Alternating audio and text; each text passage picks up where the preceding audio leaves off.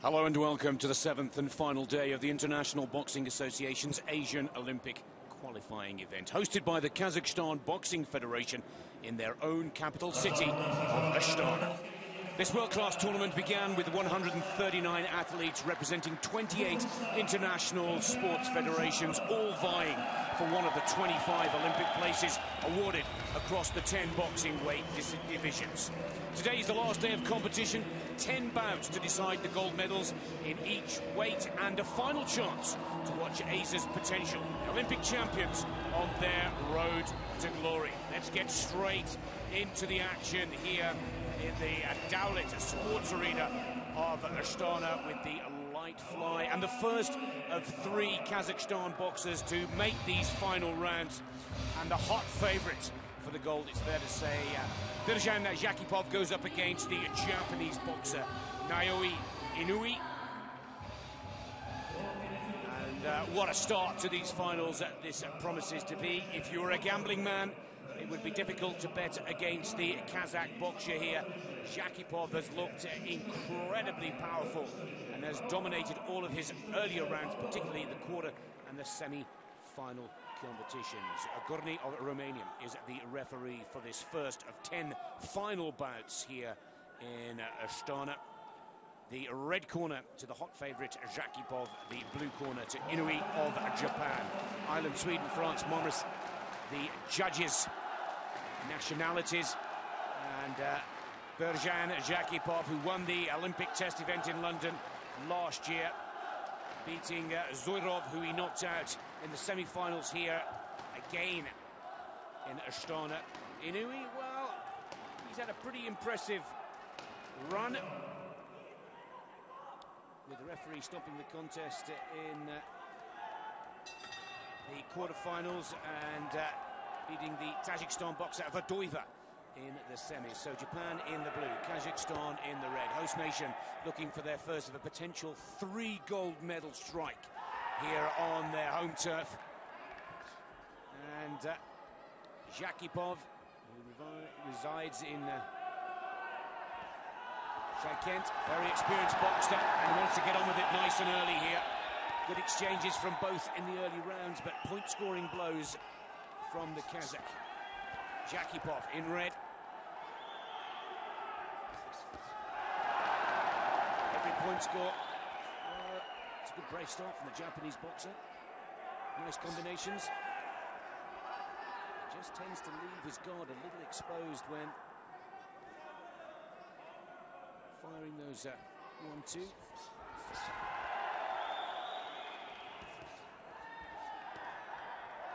No point scored there for Inoue. Remember, hitting the gloves, the arms or the shoulders is not a target or a point scoring position. It needs to be a clear blow to the head or to the body. Good fast work from Inoue.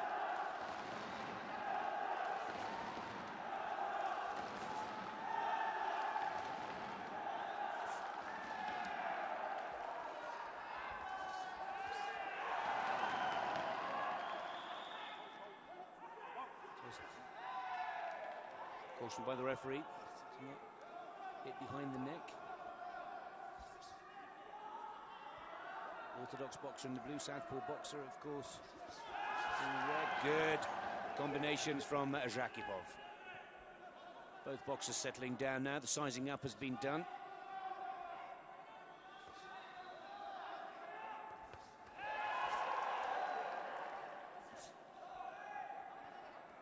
Both boxers very aroused in the first early exchanges, but now settling into the rhythm of their work.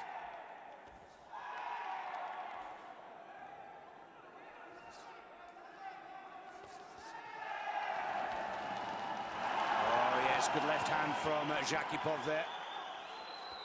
It's the national sport here in Kazakhstan, boxing. The crowd are inexperienced.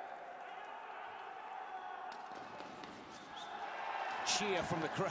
It's fair to say every point score, a huge cheer, not all of those connecting. Defending well there, the Kazakh boxer.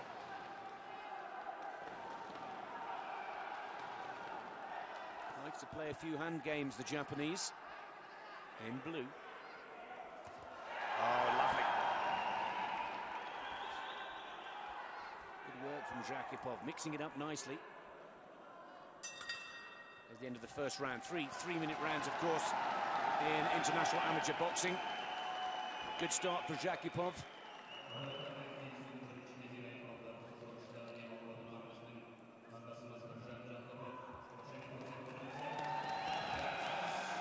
And there is the confirmation.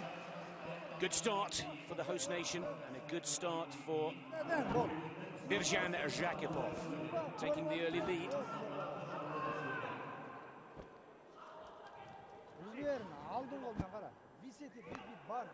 3 points clear.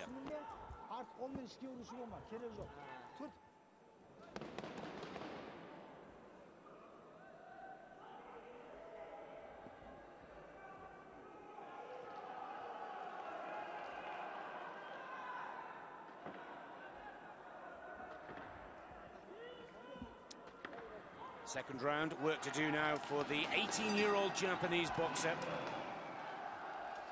Some 9 years, the junior to Zhakipov. It's been a brilliant tournament for this young Japanese boxer. But unfortunately, just one place up for grabs in this category. And Zhakipov wants that spot. Look at these combinations coming in now. You can sense that the Japanese boxer is hurt. That's a great counter from the youngster in the blue. Keep that head up. Zhakipov sensing he could potentially stop this early.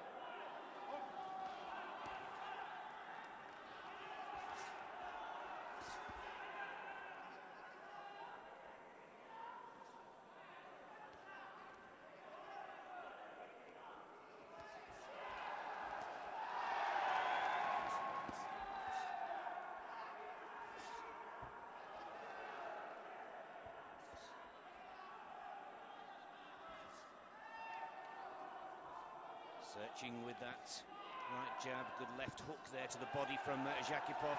Oh, a nice counter punch though from the young Japanese boxer. Clearly put a point on the board there, saw the head get pushed back.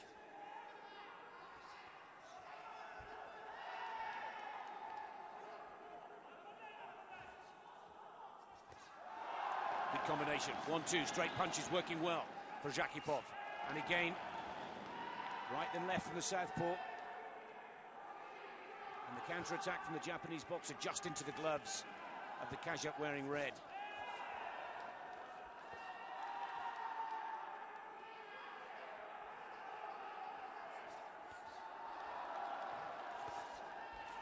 Nice footwork from Zhakipov to move himself out of the corner. And once again, start firing in those punches. It's a good work rate from Naoya Inoue of Japan. But the guard is working well for Zhakipov. And that's the skill of this Kazakh boxer. Defending tight with that arm position. Stopping the Japanese boxer from scoring. Trying his best to work well with that left hook to the body.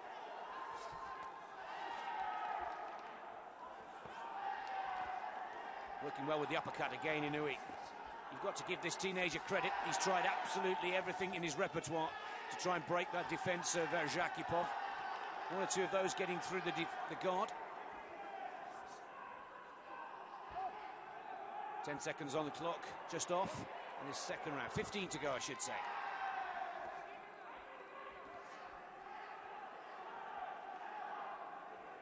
Well, at 18 years of age, this young Japanese boxer will be around for Rio de Janeiro, never mind London 2012. There's the bell.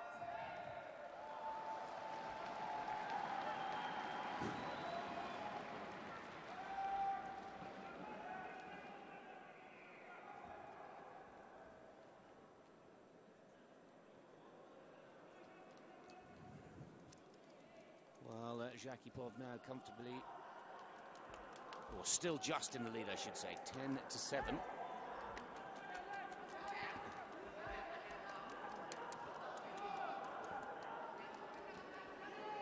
Five for that second round. Let's take a look in slow motion From our perspective here, ringside, it didn't look as many of those punches were going through. But you can clearly see that there's no problem there. Great work with the hook and the left hand from Zhakipov. But just as many point-scoring opportunities for the Japanese boxer, keeps his hopes alive. Third and final round, 3 minutes to go. This is for the gold medal of this Asian qualifying event and for a place at the 2012 Summer Olympic Games. Zhakipov in the red for Kazakhstan with the three-point advantage, and there's a lovely combination. Right, then left hook. Right on the target for Zhakipov. Another good work with the jab.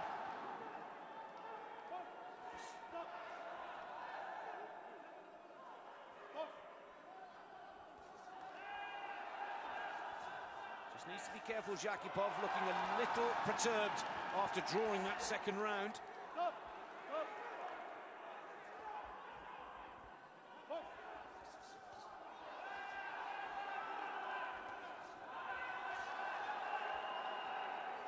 Just one place, and there's another combination hitting the target for Zhakipov. He's going to be warned just for pulling the head down a little. Cautioned, I should say.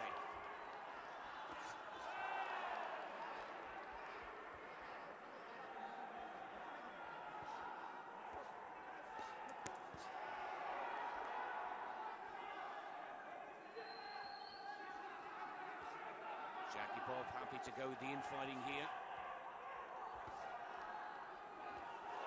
Again, the left hits the target. Right over the top.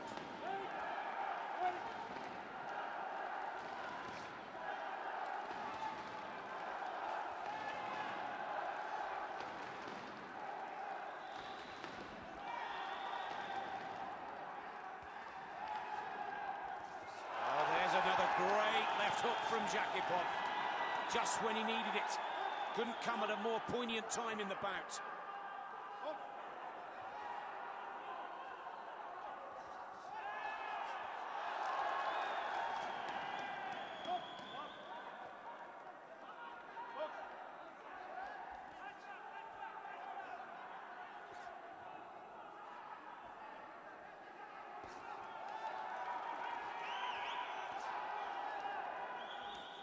Keep that guard up here. 1 minute to go in the third and final round.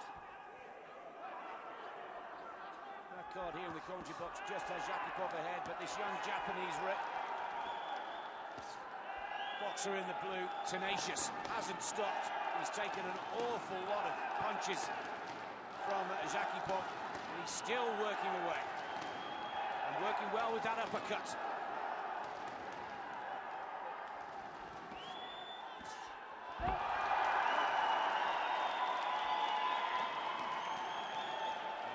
Just a fall.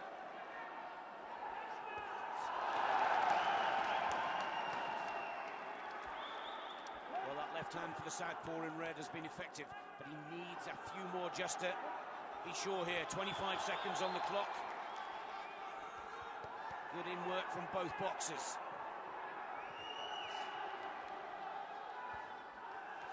There's a good strike from Inoue. Still going at it, this young Japanese boxer. It's his first major final. 18 years of age, took the national championships last year. That earned him his place in the Japanese squad for these Olympic qualifying competition, and that's it. What a great bout, what a great start. First of 9. That's, by our count, just enough for Birzhan Zhakipov. Not as easy as many had predicted. Inoue putting up a brave fight.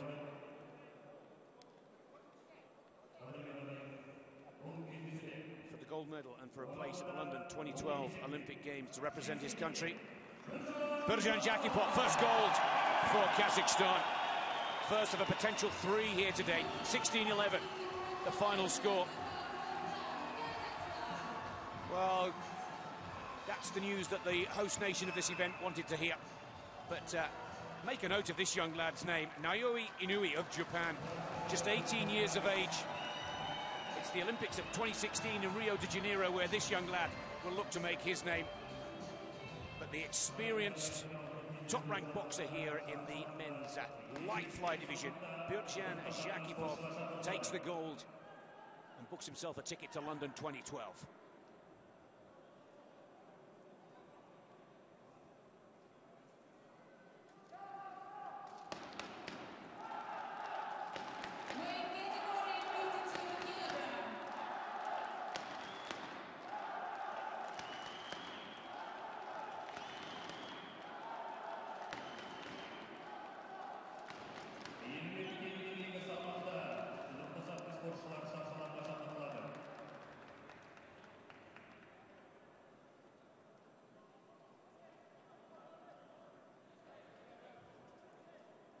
Well, the Kazakh fans wait patiently for their possible second gold. And it's the men's fly division next.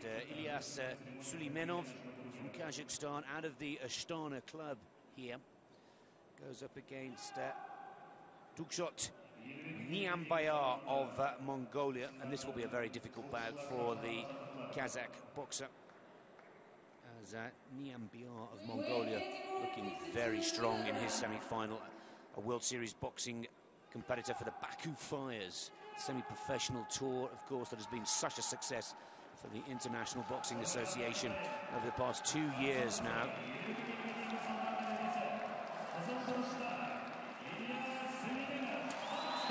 Huge cheer, understandably so, for the 22-year-old out of Astana. Boxes from the club here as well. Ilyas Suleimanov. 4 places were up for grabs in the men's fly division. So both of these boxers already on their way to London 2012. There's this pathway to this final. And of course, Suleimanov, Asian Championships silver medalist of last season. But he's really up against a very big hitting boxer in the shape of Duksot Niambayar, orthodox boxer from Mongolia, out of the Aldar club. But perhaps the most important credential for this young lad, he's out of the WSB, the semi-professional tour. And he really did look like a pro in his semi-final bout, when he really did destroy Sousa of Japan in his semi-final. He's put out some of the biggest names: Germany, Norway, Latvia, Korea, France. The 5 scoring judges for this men's flyweight final. This is for the gold. The Olympic places have already been earned in the semi-finals for all 4 of those boxers. But possibly for these two, a dress rehearsal for London 2012. They may well meet in the early rounds of that Olympic tournament. And we're just months away from the London Olympic Games, and this could be a very important warm-up for both of these boxers. Suleimanov in the red, Niambayar of Mongolia in the blue.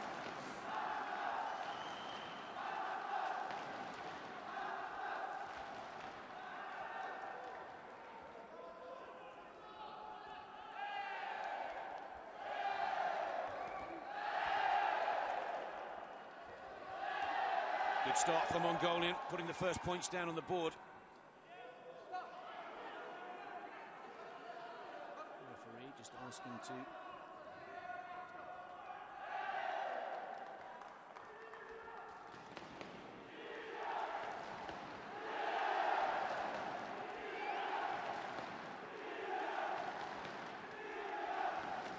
both orthodox boxers working well with the jab.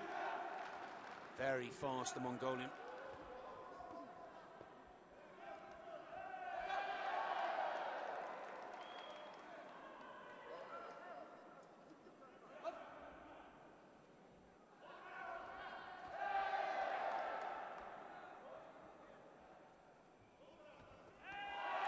Good right hand from Niambayar again. And again, good work with the jab. It's a better combination. And a better counter from Suleimanov.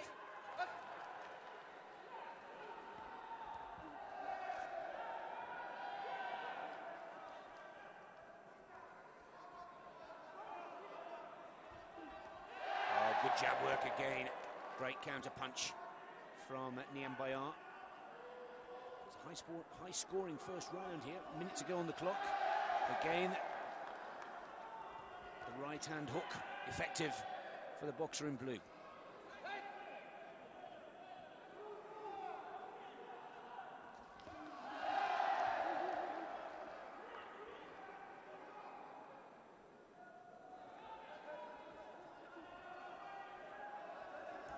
Oh, again, perfect timing with the right hook. And that's been a pretty valuable point scorer so far in this first round for the Mongolian. One of two Mongolian boxers to make the final rounds here. AIBA in the welterweight division, still to box, of course. Starting with the light divisions, finishing with the super heavyweights.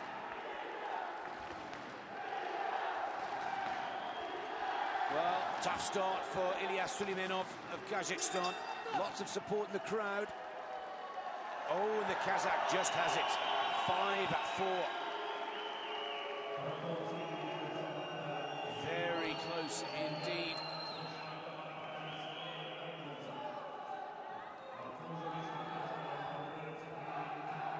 Three out of the five having the Kazakh boxer in the red ahead. Two having the Mongolian boxer very close. 1 point in it going into the second round.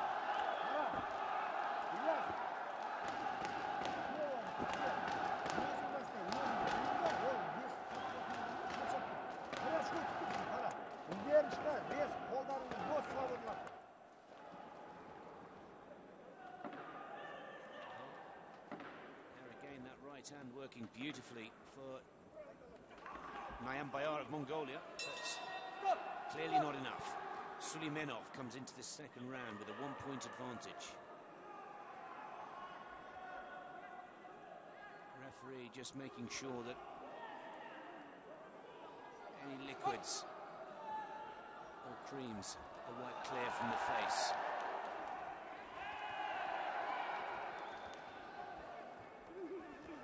Blue boxer from Mongolia looking to raise the tempo here.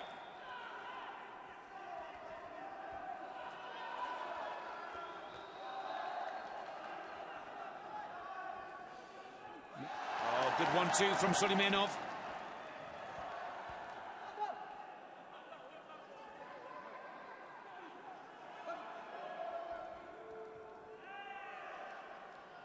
And that could be a very important combination for Suleimanov.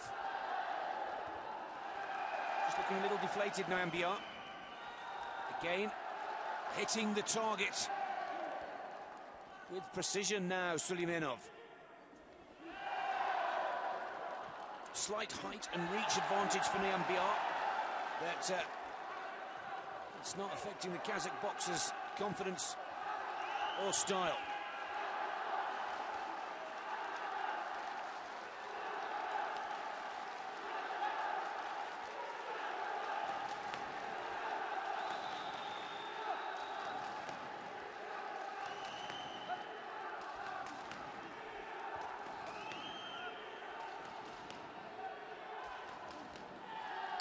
Jab from Niambayar. Stepping forward, left hand, right on the target.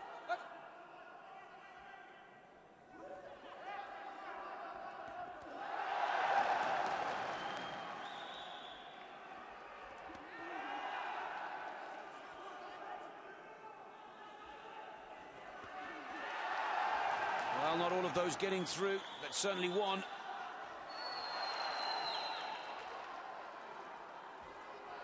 Both boxers showing good form, strength and fitness here. It's been non-stop since the bell has gone. And we're under a minute of the three in the second round. And Suleimanov continues to push at Niam Bayar, keep pushing him back, keep attacking forwards. And the counter punches from the Mongolian in blue just don't seem to be getting through. Again.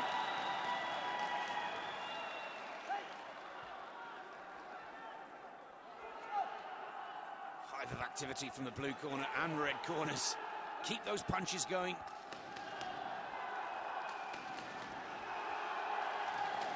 Another good right hand from Niam Bayar.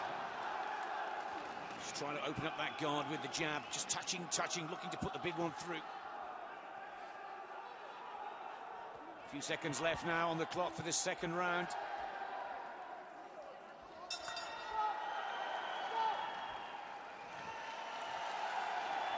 And again, Suleimanov keeps the crowd on their feet here in the Dowlit complex of Astana.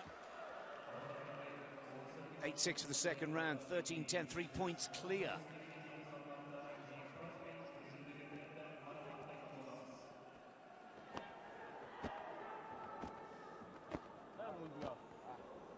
So the pressure on Niam Bayar of Mongolia. Suleimanov looking for Kazakhstan's second gold here in the fly 52 kilo weight division. And it's interesting to note that Suleimanov, who's moved up from light fly to the flyweight division, and it seems to have paid dividends. He really has. And again, maybe not the tidiest of boxers, Suleimanov, but he's absolutely determined.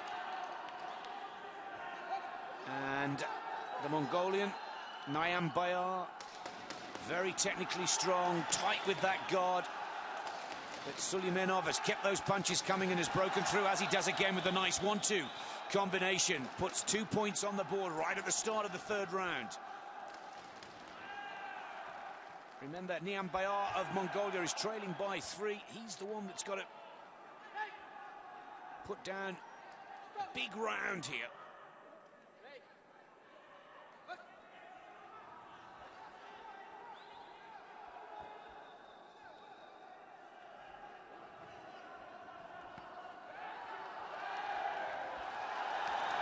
Oh, good punches from both boxers. Suleimanov keeps coming forwards.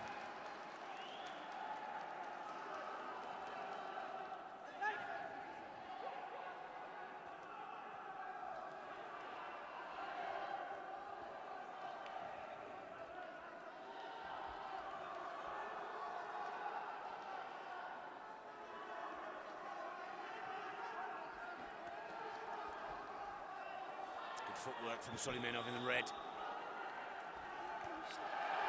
That's a score from Niam Bayar, though. Again, the right hand connecting with the hook. And again, a nice hook to the body from the Mongolian.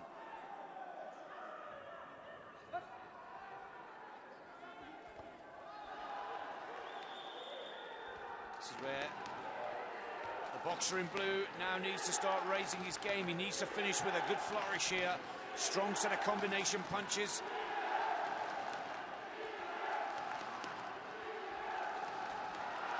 Suleimanov spots the gap, spots the space. I'm impressed with the footwork of the Kazakhstan boxer. He's very fast on his feet, sees that angle and takes it so quickly.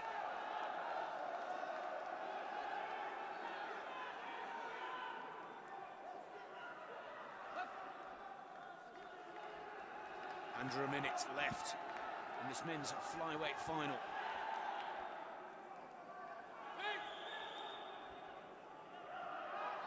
Still the pressure on Niam Bayar of Mongolia.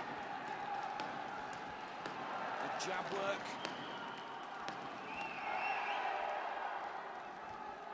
Just looking to pick off the points. It's a better round for the Mongolian, but is it enough? Just under 25 seconds.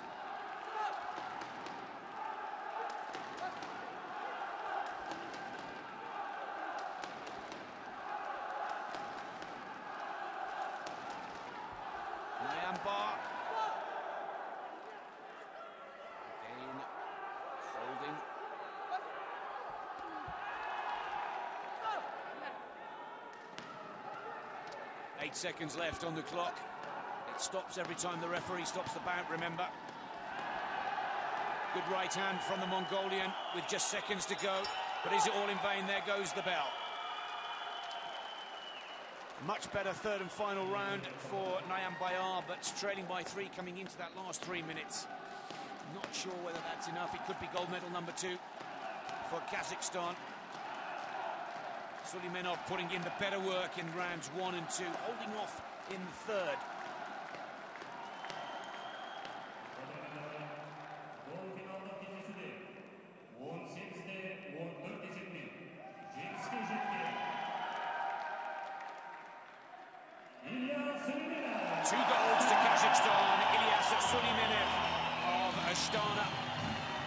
A member of the capital club here in Kazakhstan has taken the gold medal in the men's fly.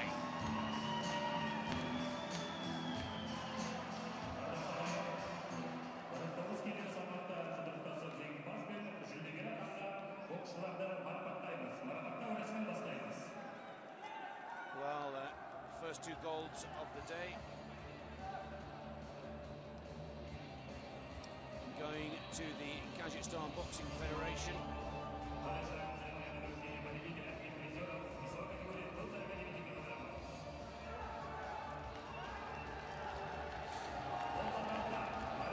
And here in the stadium we prepare for the first of the medal awards at this qualifying event. All 4 of these boxers in the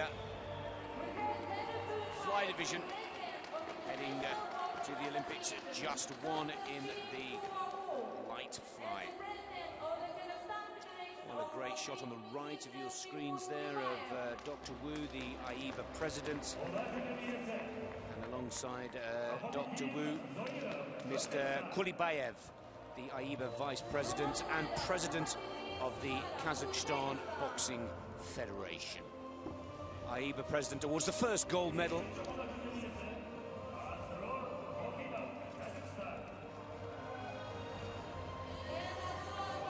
First medals. While the 2 semi-finalists taking their bronze medals. Voidova and Zoirov of Uzbekistan and Tajikistan. The young Japanese boxer, Inui, taking the silver. The gold, and the first gold of a potential here in Astana today goes to Birjan Zhakipov. And only 1 place up for grabs in the light fly division, and this young gentleman has not only taken the gold in this fantastic tournament, but is also on his way to the 2012 London Olympic Games.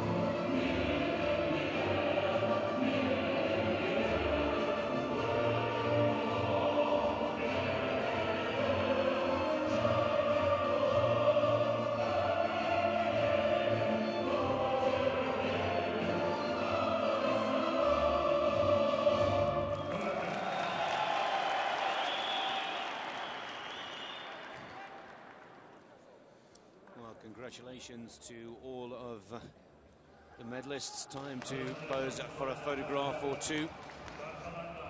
And for the gentleman standing on the highest point of the podium there, his next destination is the London Summer Olympic Games, hoping to bring Kazakhstan Olympic glory. But one of the tougher divisions to claim your place in the Olympics, with only one place. We'll move on to the presentation now for the flyweight division, where 4 places were available as part of the Olympic quota for 2012.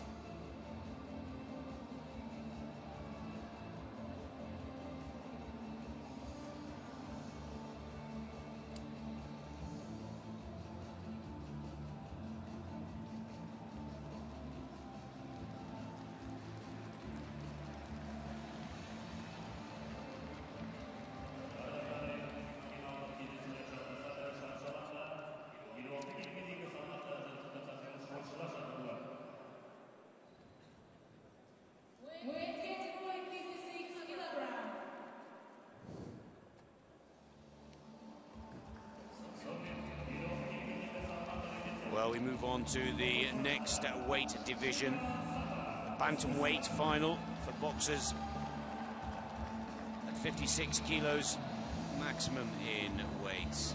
And we see the first of 3 Syrian finalists here. What a great competition the Syrian team has had, up against one of 2 Indian boxers to make the final. Shiva Tipa in the red against Visam Salamana in the blue.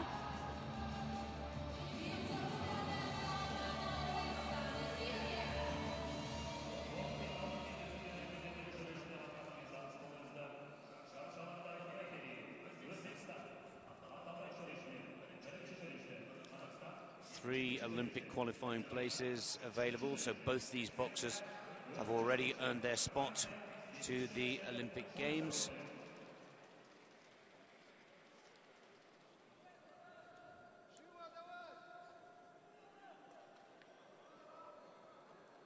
Well, Shiva Thapa there on your screens, an Olympic youth silver medalist in Singapore in 2010, but he's taken some big scalps on the way to get here, particularly in the earlier rounds, getting better of the Olympic silver medalist Pechkum of Thailand, 16-10. Now for Salamana, out of the Syrian army, an Asian Games bronze medalist, and he lost to Pechkum in the Asian Games of 2010, and of course that was the boxer that Shiva Thapa beat. These two haven't met in international competition yet in their careers, but maybe Shiva Thapa has that little bit of psychological advantage, knowing that he's beaten Pechkum and Pechkum has beaten Salamana, his opponent in blue today.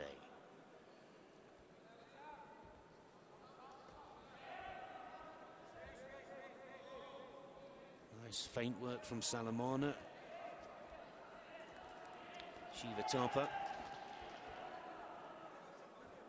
just getting his reach set up here. Very fast boxer, the Indian in red, very quick with the hands, but a big hitter, Salamana of Syria. Well, wants to play games with the hands, try and taunt Shiva to make the first move.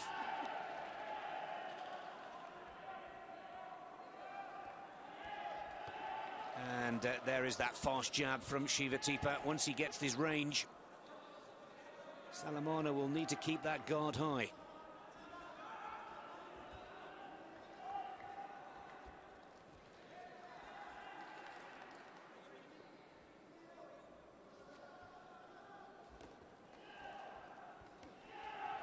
Good right hand from Shiva Thapa.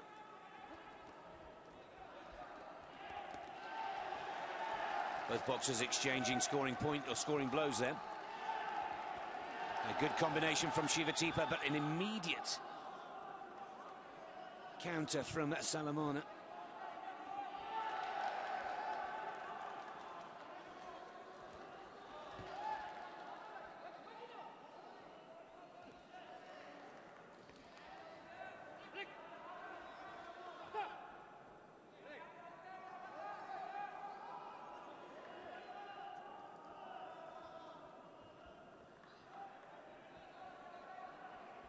Again, Salamana trying to draw in Shiva. Just a slip on the canvas there for the Indian in red.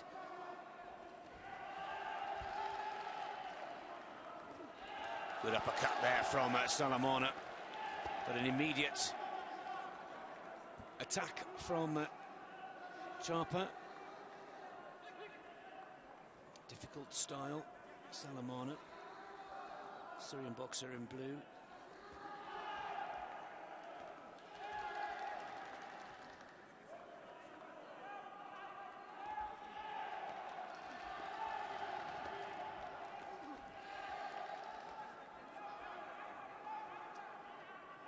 Closing seconds now of the first round. It's close, evenly matched.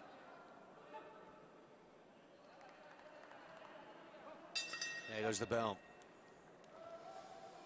And Shiva Thapa of India, 1 point ahead of Visam Salamana.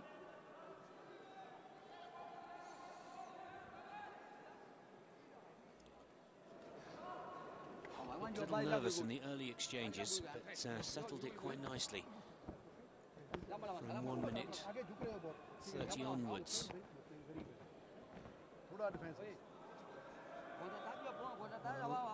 An Indian and a Cuban coach on the left there, Las Fernandez, playing a key role in developing this strong Indian squad. There were 4 of them that arrived at the semi-finals yesterday, 2 making the finals today. And Shiva Thapa there with a very impressive, Shiva Thapa, I should say, a very impressive left and right hand combination. 1 point advantage to the Indian boxer in red coming into the second round, 5-4.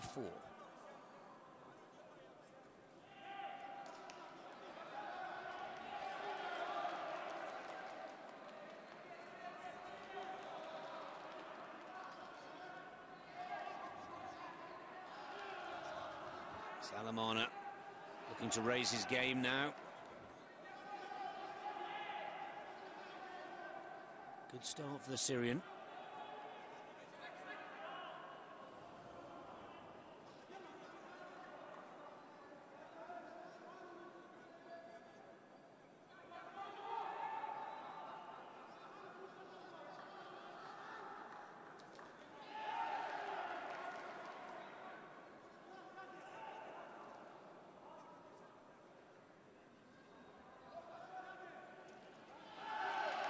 Good counter punches from Thapa again.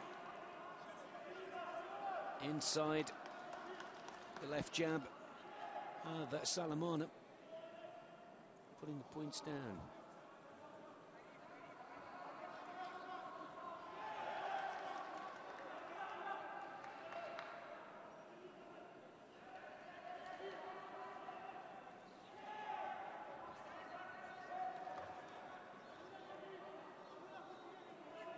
This South American coach to the Indian team has brought an interesting balance and style. There's a good jab from Salamana. That's exactly what he needed.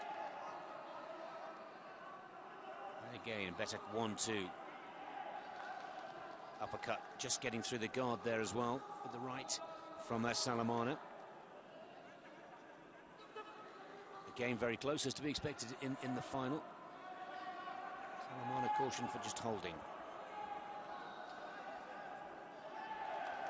That's what kept him ahead in the first round, the good left jab right combination. The left hook as well, effective for Thapa. Lace problems for the Indian boxer. Clock is stopped. 53 left in this second round, 53 seconds that is.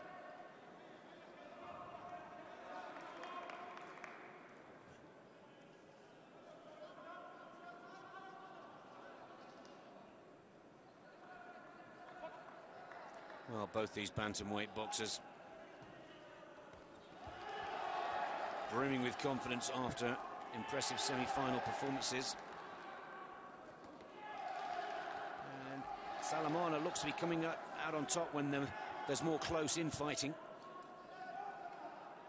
Tarper in red, much more effective, using his long-reaching jab. And one to the right. Left hook, right hook from the Indian in red. There with the jab.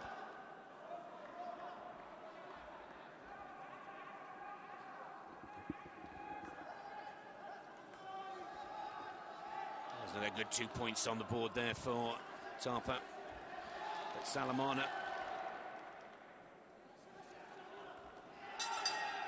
Good work from both boxers. But again, Tarper given the round and draws 3 clear now, 10-7. And I'm sure the Indian coaches are saying to Tarper, just keep him at bay. Salamana loves all that close-in work.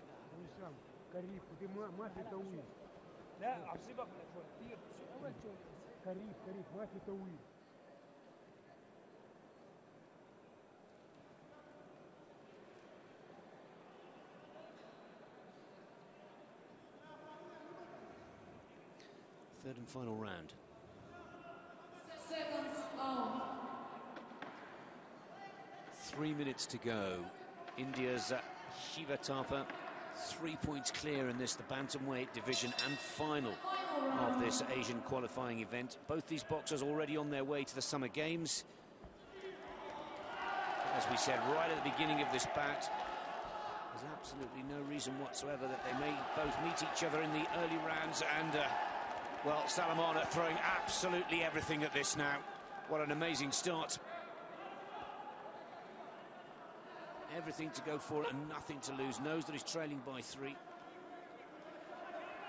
And a lot of those punches, they may have looked a little wild, but they were connecting. Good uppercut there from Shiva, and then immediately with the 1-2. And stopping Salamana here with his attack. And that slowed the Syrian down. 4 very hard, accurate hitting punches from Tarper.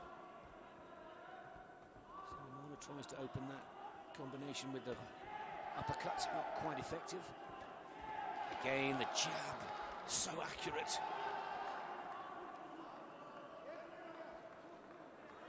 Beautiful timing from Tarper, and that has been the secret to his success so far.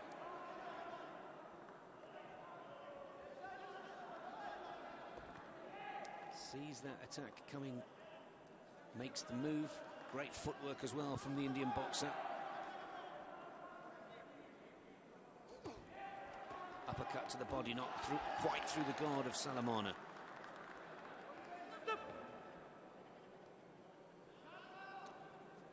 But Visam now really does need to start putting some big punches in, because once again, the counter-punching of Tarper has been superior.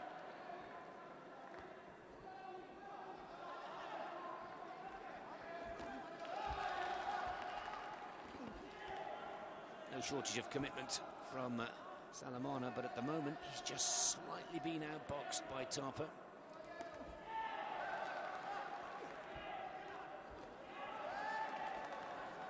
Very, very agile, quick on the feet. He's used every inch of that ring to keep Salamana at reach, and that slightly longer reach has really been a great help to the Indian boxer, who can just keep himself out of trouble here. Slight sense of urgency now from Salamana.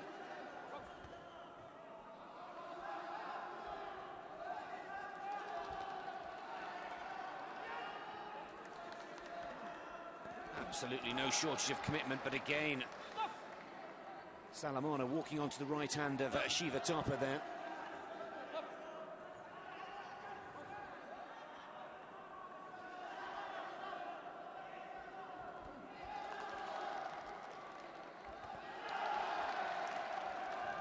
Again, counter-punching, then out of trouble. 5 seconds and counting. And another right hand hits the target for Shiva Thapa. Great commitment from both boxers. An excellent bantamweight division final. But surely Shiva Thapa of India has claimed the gold. And Thapa, who's had an incredible tournament, knocking out some of the top seeds in the earlier rounds, has gone all the way through to the final. As for Salamana, unable to find his target in the early exchanges, and Shiva Thapa just kept him at bay with some great footwork, some great work with the jab. And the reward, there it is. Shiva Thapa of India takes the gold in the men's bantamweight division. 18-11, the final score over the 3 rounds. Skillful boxing. Watch out for this young lad at the London Games in late July and early August of this summer.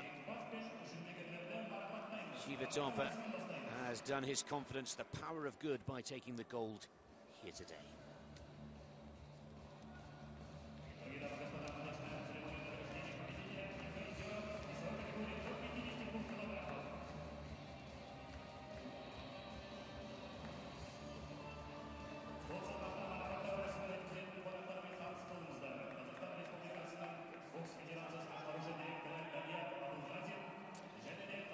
Well, we now finally get to that flyweight medal presentation, and the medals being awarded by Daniyar Abulgazin, the executive director of the Kazakhstan Boxing Federation, and Remigian Talgat will award the athletes their certificates. The chairman of the agency, Physical Culture and Sport for Kazakhstan. Bronze medalists going to pack of North Korea. And Souza of Japan. All 4 of these boxers earning places to the London Olympic Games this summer. Silver medal, Bayar from Mongolia. What of a brave performance. Not quite good enough today. And Ilyas Suleimanov, 22-year-old local lad, takes the 2nd gold for Kazakhstan as they host this Asian Olympic qualifying event. And there could be another one to come as well.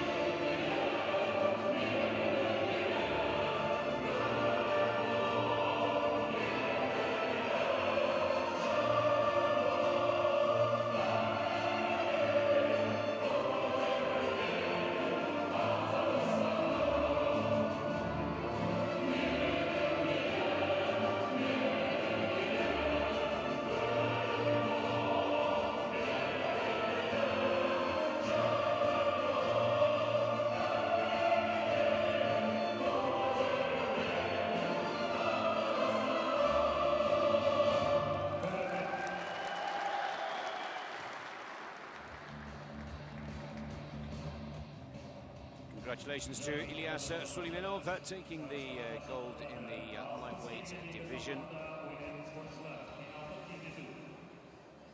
In the fly division, I should say.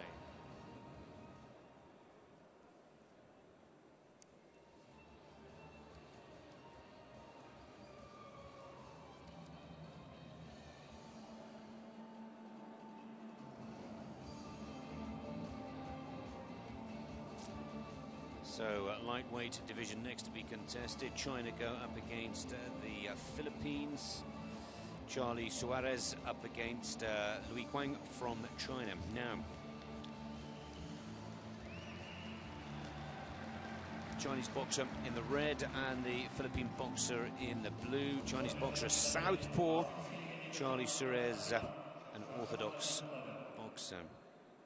Now, of course, Suarez from the World Series of Boxing, fighting for the Mumbai Venkis fighters. And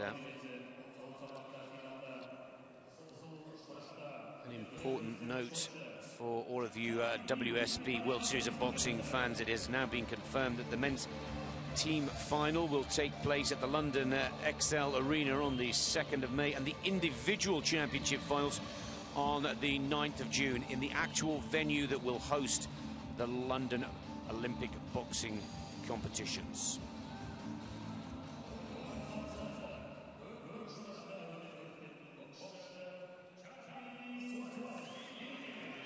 Well, from Panobo City, 23 years of age. It's taken some impressive scalps to get to this final. And only one of these boxers will earn the place at the Olympic Games.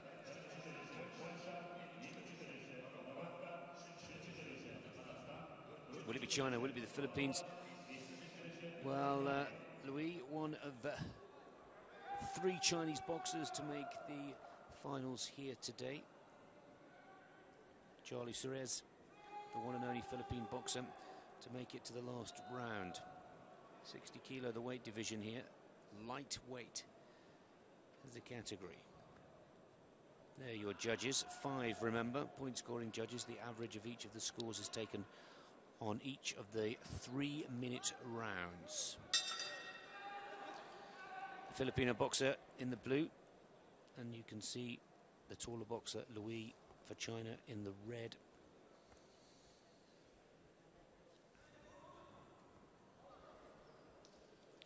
Just sizing him out. Left jab from Suarez, and of course a right jab from the Chinese southpaw boxer.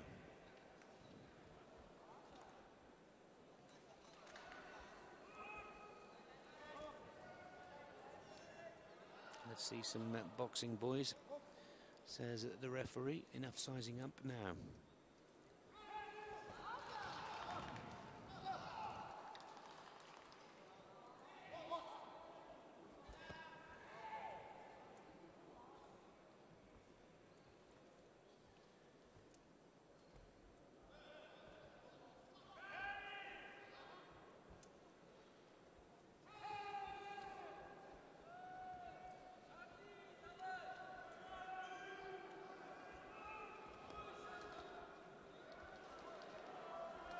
Well, there's a lot of tension, there's a lot of nerves out there.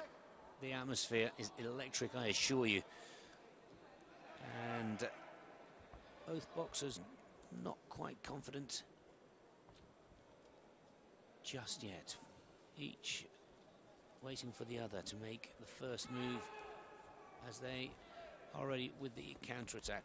But there we see the Philippine boxer prepared to move forwards.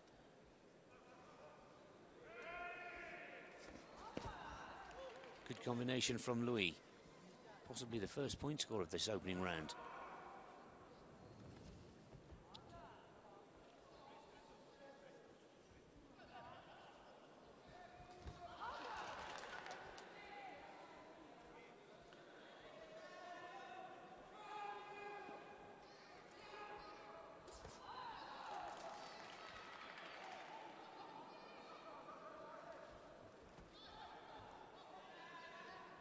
Well, the Chinese boxer clearly has the height and reach advantage here, but unable to put it to good use just yet.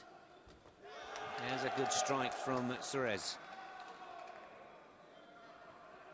Getting in with that right hand. Just keeps feeling that left jab out in front of the Chinese boxer. Had the pleasure of meeting young Charlie Suarez in the hotel that the commentary team is staying in, and what a gentleman, to say the least. Now we just need to see a few more of those boxing skills. Counting down the seconds to the end of the first round, almost connects with that right hook there, Suarez. Chinese boxer trying to be a bit more effective with the jab.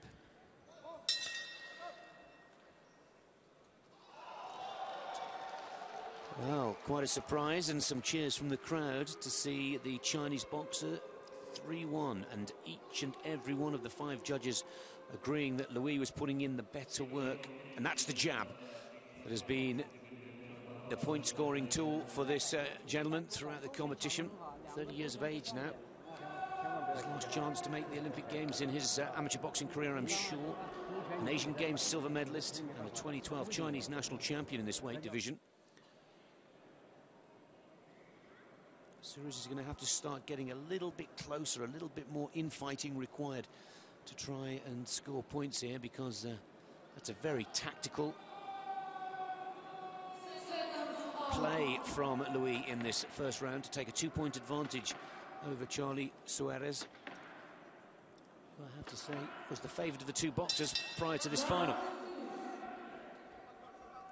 Let's see if Suarez can get a little bit more involved here and get in a little closer. That's what he wants to do, more infighting.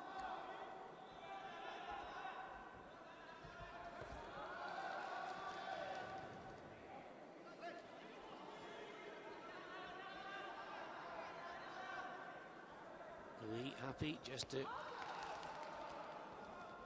left-hand uppercut there from the Chinese boxer to the body.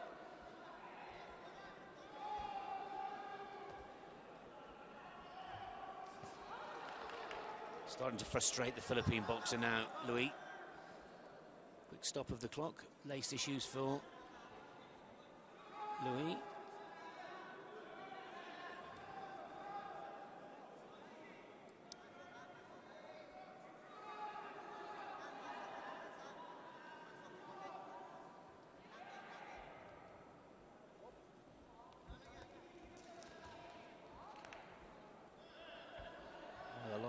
Suarez's teammates are in the crowd. They're all cheering for him to work harder into the body.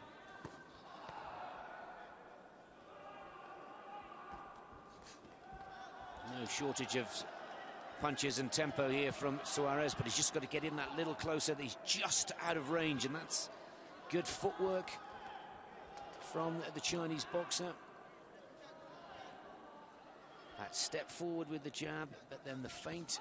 And then in he comes with that left-hand uppercut and hook for the southpaw Chinese boxer.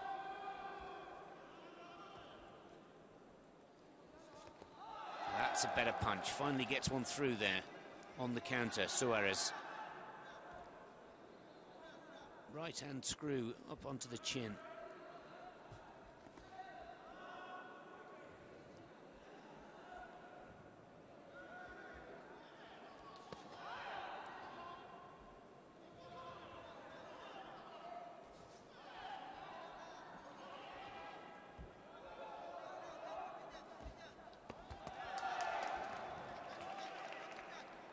Better counter punches from the Philippine boxer, but Louis still playing that frustrating game and taking full advantage.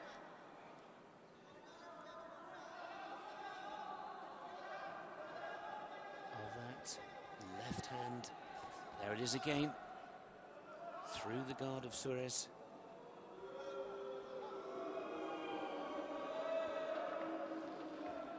Looks like there's a bit of a low blow there from Charlie.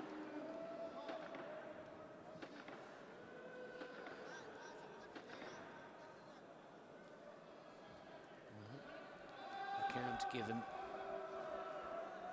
now. That's better again. In close from Suarez, but Luis' left hand has been so effective. Just teases with the jab look and then launches that left. It may be an uppercut or a hook, but he's hitting the target. Straight punch this time.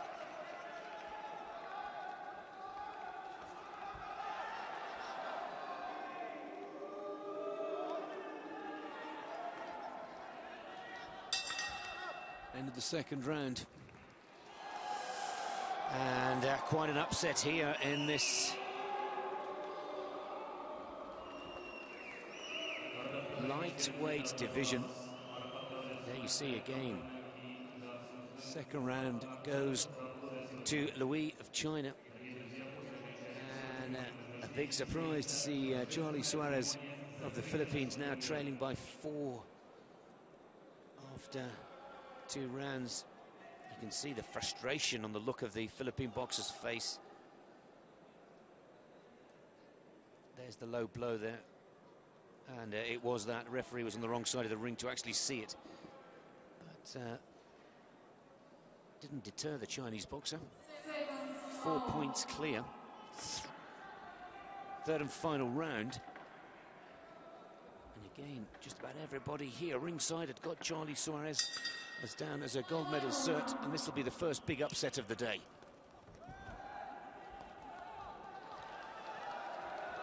Can he turn this around?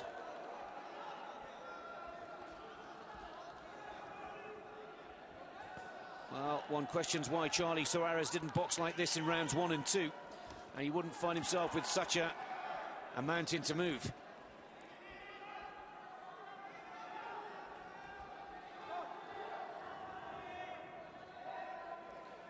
Referee saying you leave the judgments to me.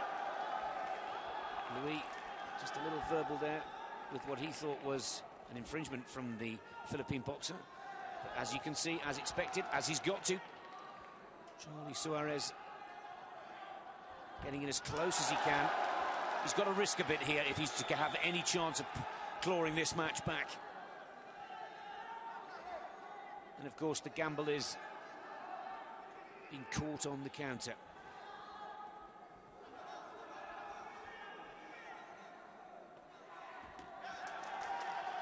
It's a better combination from Charlie Suarez.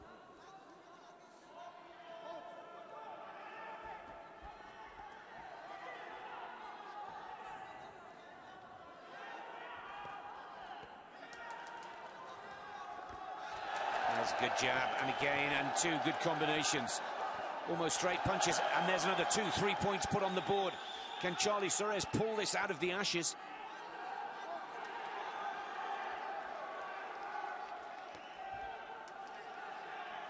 Here's Louis starting to tire. There's another combination. The jab and the right hook, and again 1-2. Left jab, right hook, scores for the second time of asking. Uppercut this time with the right for Suarez.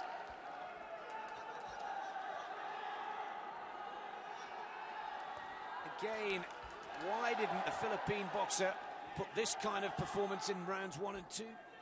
That jab still being stuck out by the right hand of the southpaw Chinese boxer. There's a lovely uppercut. You saw yourself. Chin back, head forced back. And again, that uppercut, wonderfully effective with the left hand from Suarez. He's got to keep this going now.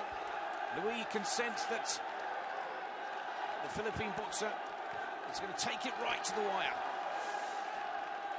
Charlie, Charlie, you can hear the crowd cheering. Most of the support for the boxer in blue. But he needs to get straight back into this.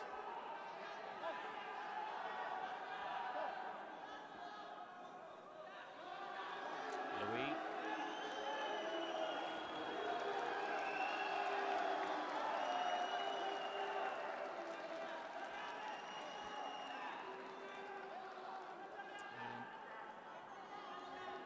Is it a problem with the gum shield or blood to the nose?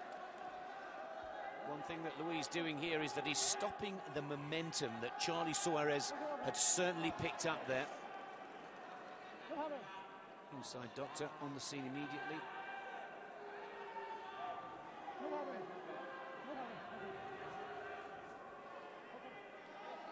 Only one of these boxers will go to London. With 8 seconds left. Was that a timely stop of the competition? And there it is. Is that enough? Has the Philippine boxer turned this bout around in the third and final round? I just wish Charlie had a box like he boxed in the third round in rounds 1 and 2, and it wouldn't be such a close decision. 4 points clear coming into the third and final round for Louis of China in the red. Or will it be the WSB boxer Charlie Suarez in the blue of the Philippines?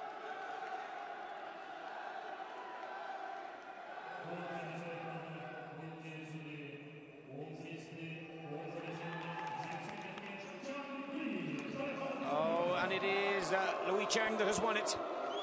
15-11. Not a popular decision with the crowd.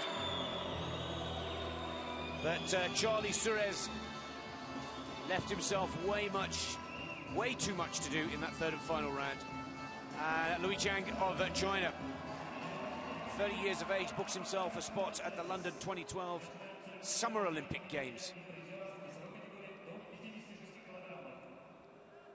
There we see a tie of 7-7 in that final round to see China take their first gold. And just like the host nation Kazakhstan, potentially that could be their first of 3.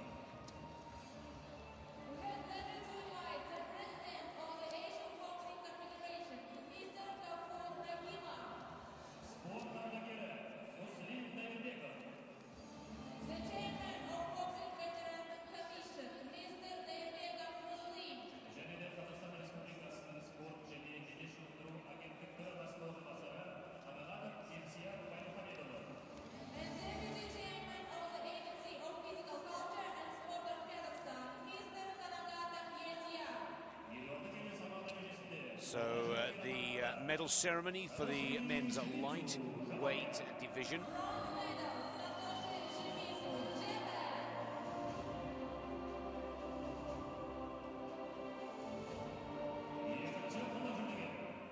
My apologies for the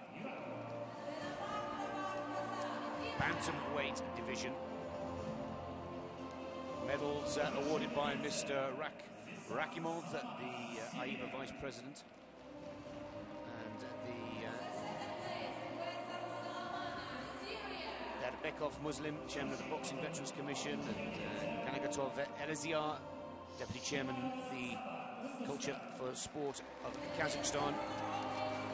Silver medalist there, Salamana of Syria, and Shiva Tapa. Just 18 years of age, remember, a real talent India have got on their hands with this young lad. And of course, three of the bantamweight boxers, I should say, earning themselves a spot in the games.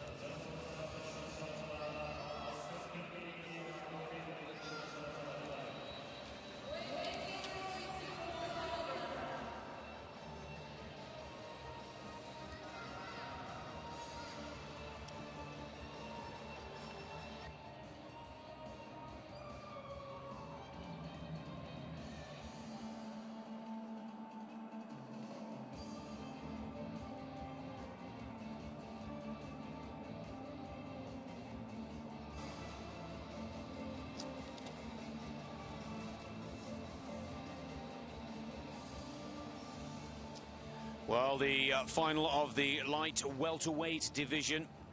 Daniil Yelusinov up against Serdar Hodiberdiev. Turkmenistan and Kazakhstan. And now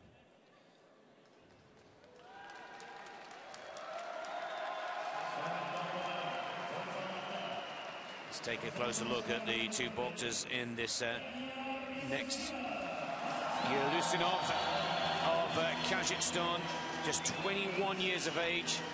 Of course, this is Kazakhstan's last finalist, but could be their third gold medal.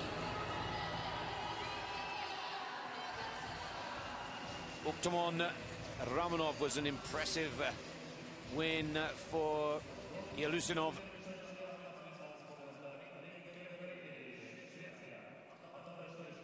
Who boxes out of the red corner.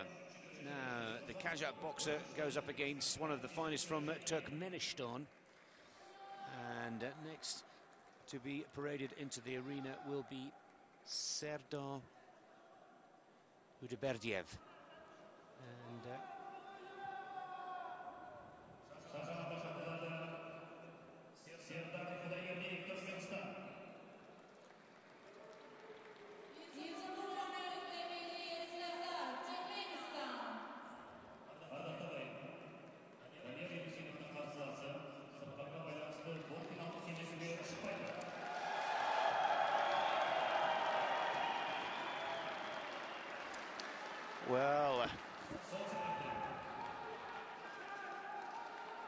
well, sadly, and no show for Serdar Hodiberdiev. We'll bring you more news on this story as soon as we have it, but what a great shame. Hodiberdiev had already qualified with all of the semi-finalists for the London Games, handing the gold medal to Yelusinov of Kazakhstan. Possible through injury or illness, a walkover the WO standing for Daniil Yelusinov. And that gives Kazakhstan 3 out of 3 from all of their finalists at these Asian qualifiers. Hodiberdiev out of the Road to Dream development project from AIBA. He was one of the 64 boxers that was in Cardiff, Wales earlier this year as part of an AIBA initiative to help underprivileged and developing countries, but sadly Hodiberdiev unable to contest his final.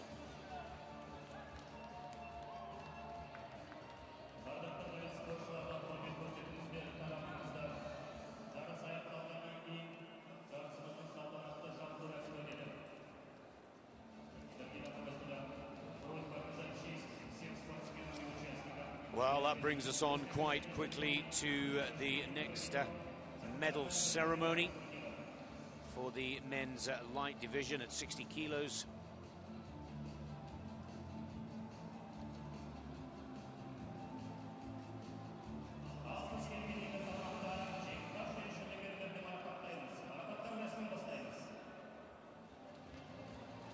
Narimatsu of Japan and Al-Wali of Iraq will take the bronze medals.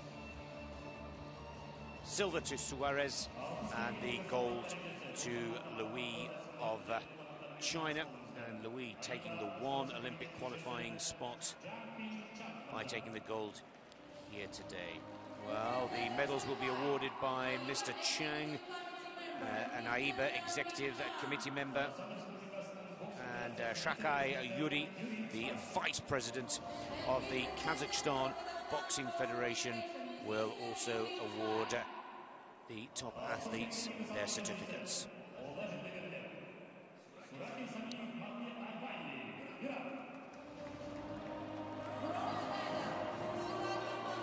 Well, Suraka Willie, who was defeated 15-12 in the semi-finals by Louis, had the same problems as Suarez, just couldn't deal with that long reach and height advantage. And Narimatsu from Japan, who was defeated by Charlie Suarez in his semi-final. But as we said earlier, both semi-finalists all semi-finalists, I should say, having a spot at the London Games. Well, I'm sure Charlie Suarez will look back at his tactics, but all smiles with his silver medal. And Louis of China takes the gold and that one Olympic qualifying spot for the lightweight division.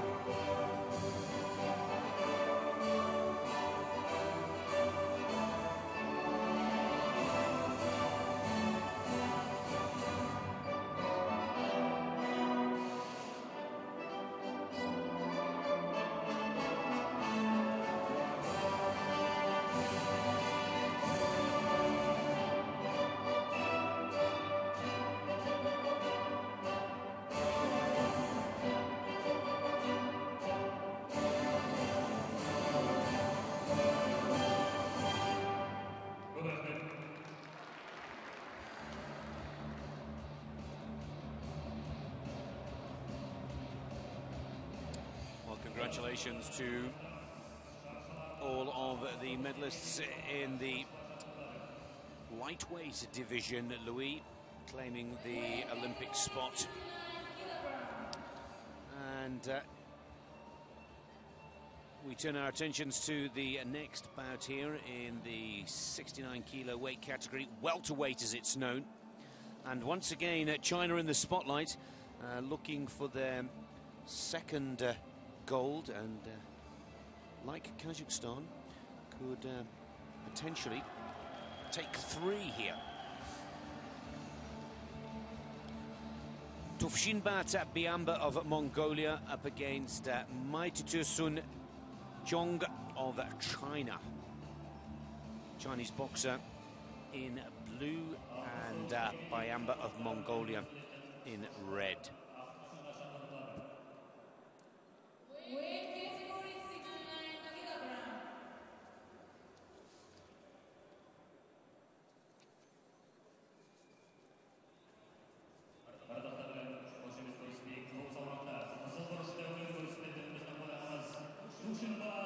Tufshinbat Biamba of Mongolia, 25-year-old orthodox boxer, twice the Mongolian national champion in this weight category, and a bronze medalist in the 2011 Asian Championships. Referee stopped the contest against Abbas of Pakistan in his first round bout. Impressive 29-17 defeat of Kim from Korea in his semi-final. Maitutusun Jong of China, 24 years of age, from Xinjiang. Won the test event in London last year. And also the national champion for this weight division, and also the Asian champion for 2011, has Olympic experience against his name a competitor in Beijing in 2008.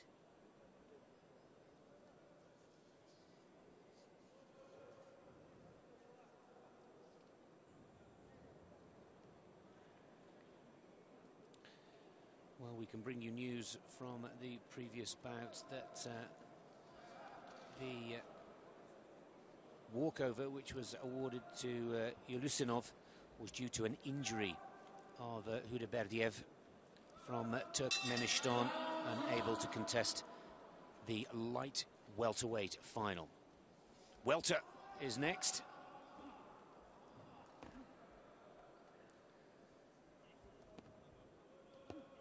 Biamba in the red for Mongolia. Maitutusun of China in blue.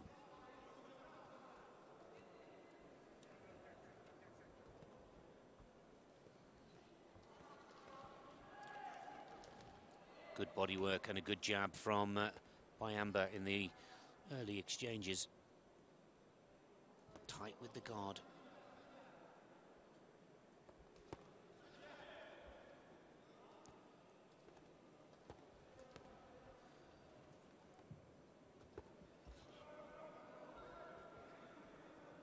looking for that opening by AIBA. Mighty Tursun just one for hitting a little low there. He's a powerful hitter by AIBA. He's got a real big right hand. If you can just find that connection there, you can see it pushing the Chinese boxer onto the ropes.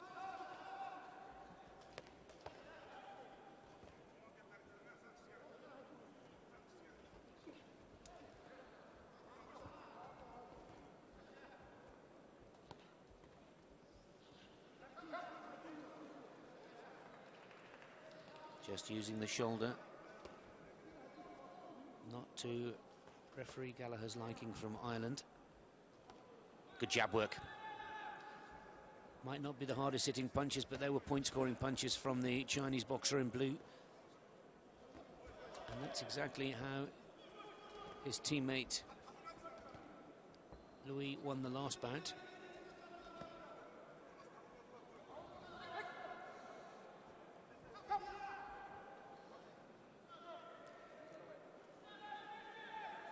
Nyamba complaining of a problem with his elbow there.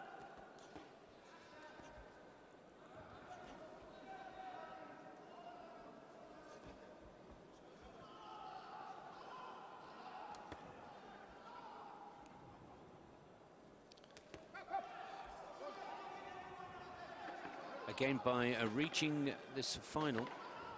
And still problems look for Nyamba with the elbow. Something's not right there. And the referee wants some medical attention here. And this will be a real disaster for the Mongolian, a nightmare. This is the last chance for a Mongolian gold medal here.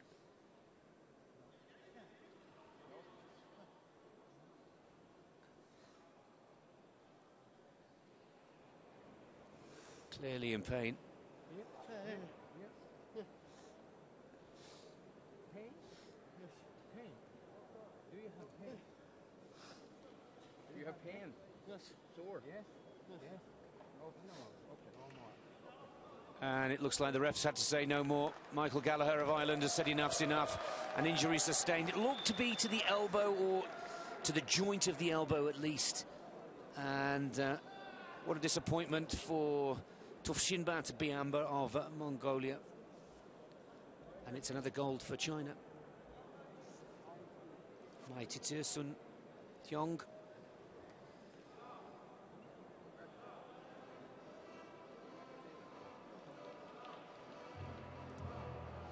Well, not too much heartache for Biamba. He still has earned his spot. His goal has been accomplished at these Asian qualifiers. But Mighty Tursun Hyong of China takes the gold due to the injury. The referee stops the contest due to injury, the RSCI. And not the way that we wanted to see this welterweight final decided, but not a lot that can be done about that. And a real shame for Nyamba, with Mongolia's last chance of taking gold here disappearing.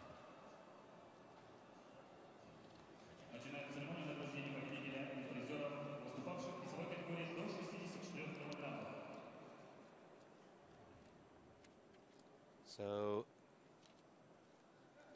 the medal ceremony for the light welter division will be next. I'm not quite able to spot exactly where that elbow injury was sustained for Nyamba. So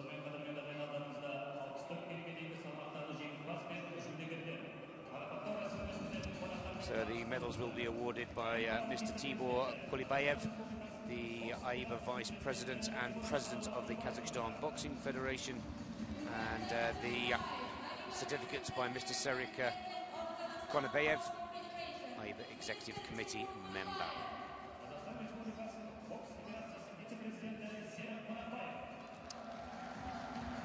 Mr. Kulibayev must be delighted with the performance of his Kazakh boxers, but more so delighted with the way this competition has been run with great success.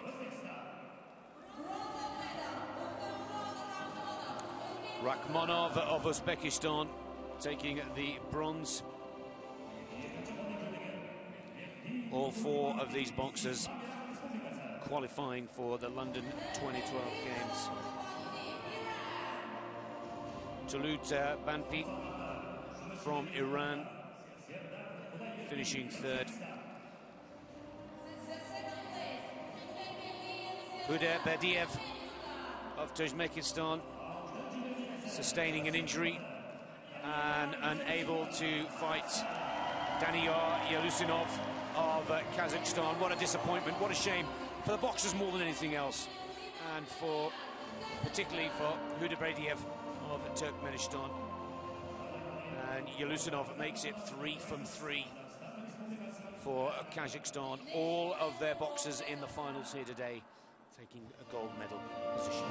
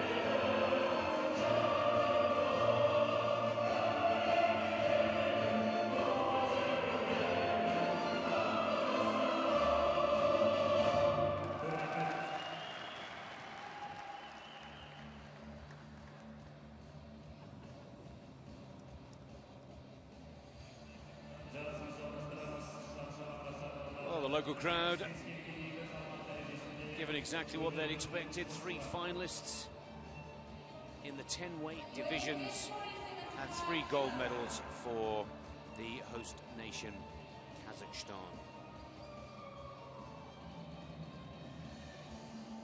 Well, 2 golds have gone to China, and they could equal in the medal table Kazakhstan with 3. If Xiang were to win the super heavyweight competition. But for now we focus on the middleweight finale. Turkmenistan and Uzbekistan, the 2 boxers here, with Abbas Atoyev in the red and Nursat Baziev of Turkmenistan in blue.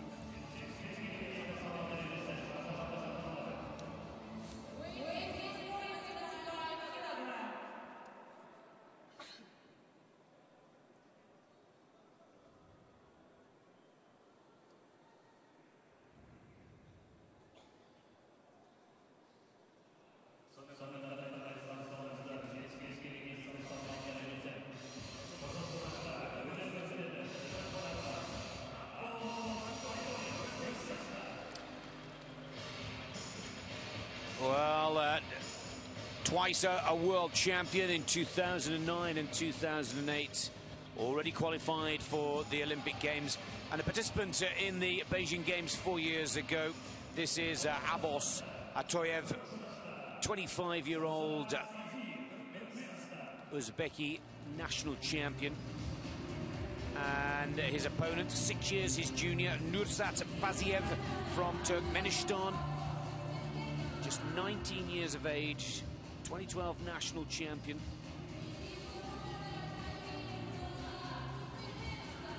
Bronze medalist in the recent World Championships in Baku, Azerbaijan in 2011. Also bronze medalist in the 2011 Asian Games.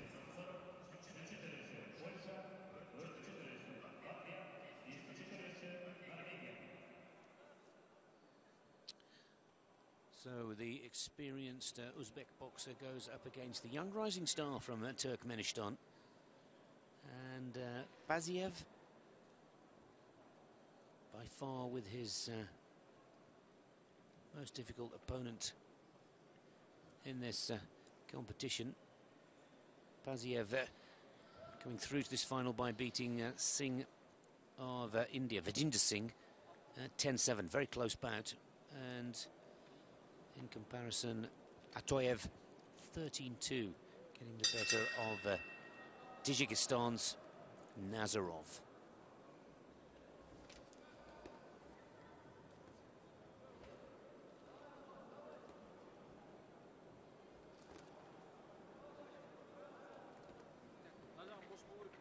Both boxers sizing each other out with the left jab.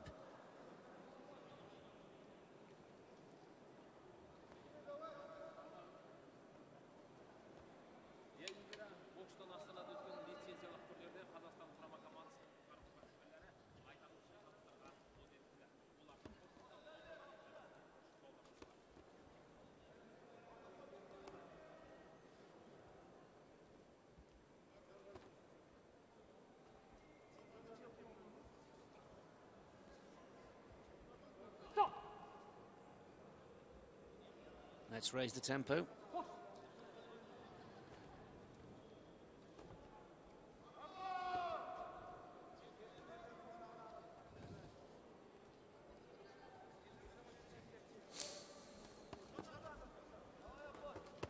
It's a better combination from Atoyev. Right-hand jab, I should say. Both southpaw boxers here. Now, Atoyev is quite happy to come off the counter, off the defence, but understandably a tense start for both boxers. Not quite getting through the guard there, the combination from Baziev in blue.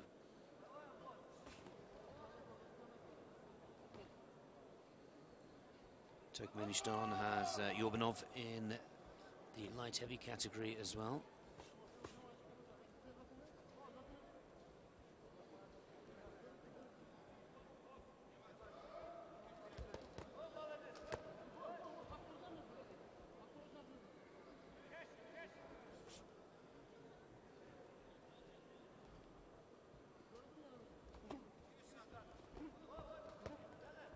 Good work with the left there, trying to get that left hook to through the guard from Atoyev. Baziev.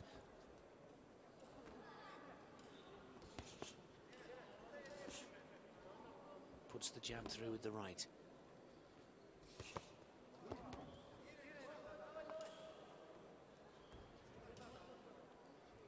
Evenly matched as we're in the closing seconds of this first round.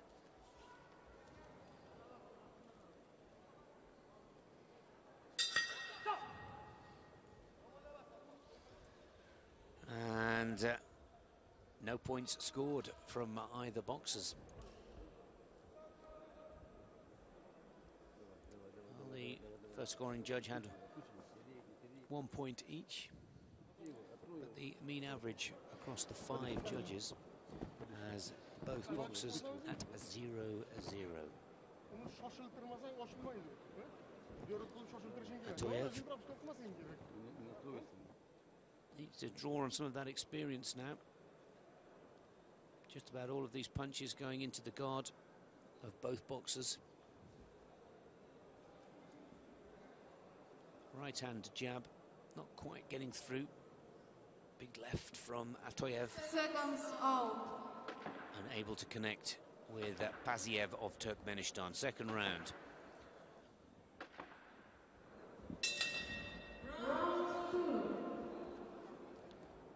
Let's see if either of these boxers now starts to raise the tempo. And it looks to come from Atoyev.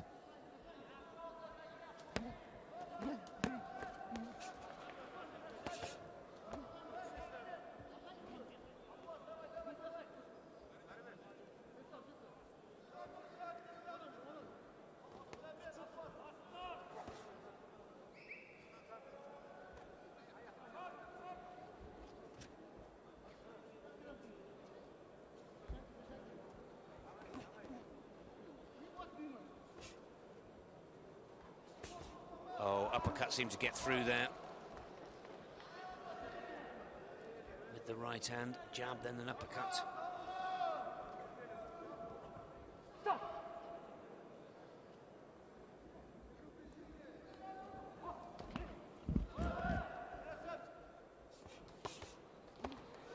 And again, the combination from Paziev. Warning for using the inside of the glove. A caution, I should say.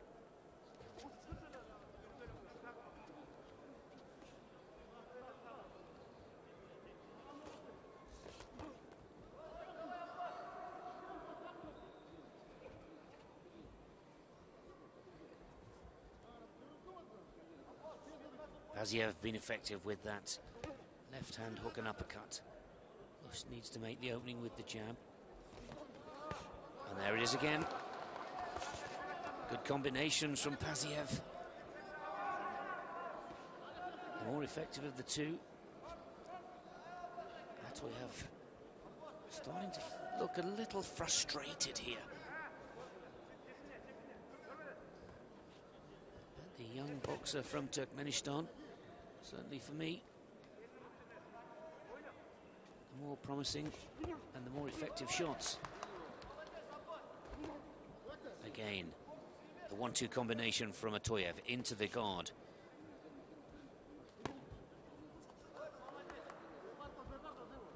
Not hitting the target and not giving the judges reason to press that button on their scorepad.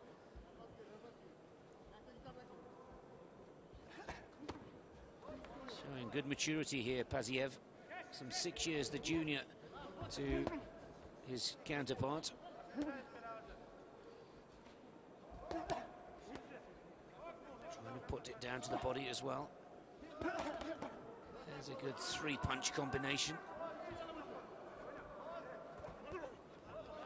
Both boxers failing to connect there. Last 10 seconds of this second round, and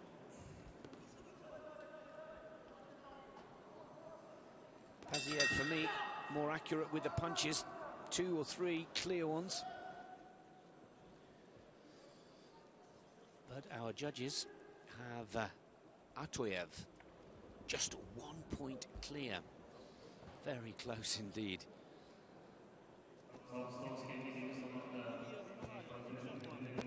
Scores at 0-0 after the first round, and now it's 3-2, so Atoyev with that 1 point advantage. It'll be very interesting to watch this third and final 3-minute round to see whether either of these boxers, both southpaws, remember, jabbing with the right, and there we see what I thought was a very effective uppercut and hook left hand, but not clearly hitting the target as much as I thought. Do they change the game plan here? Third and final round.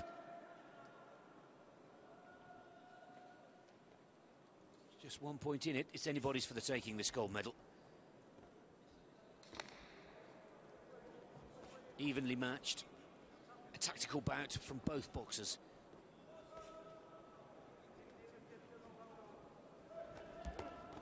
Good combination. Could see it go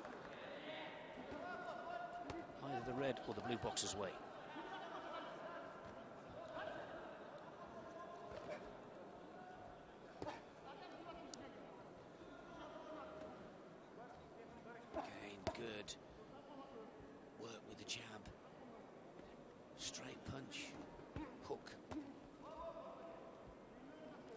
Paziev. There he is again. Two quick right-handed jabs. And the left hand once again into the guard of Atoyev. Unable to score now. Let's keep this rhythm going. Atoyev, by far the most experienced of the two. Twice a former World Championship gold medalist in 2009, 2008. Heading to his second Olympic Games of his amateur boxing career. But he knows that 1 point is nowhere near close enough to ease off here.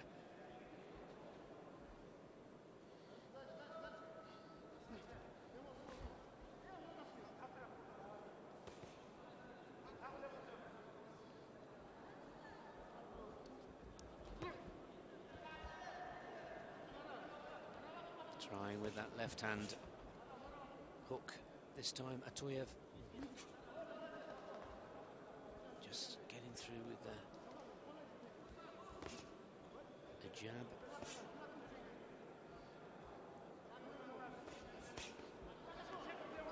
Very close final.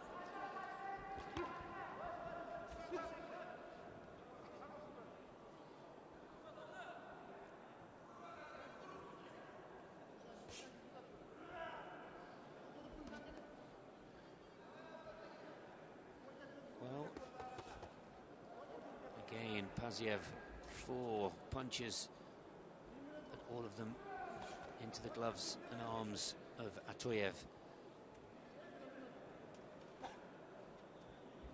Good footwork as well from the Uzbek boxer.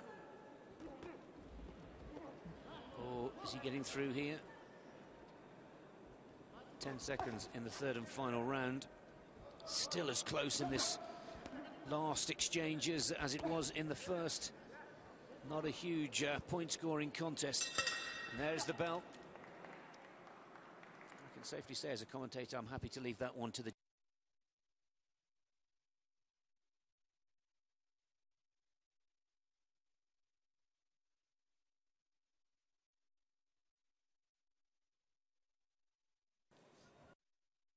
referee. Calls the Atoyev in red for Uzbekistan. Atoyev with the 1 point advantage going into the third and final round. And Abbas Atoyev, 4-3. Incredibly tight bout. But Uzbekistan takes.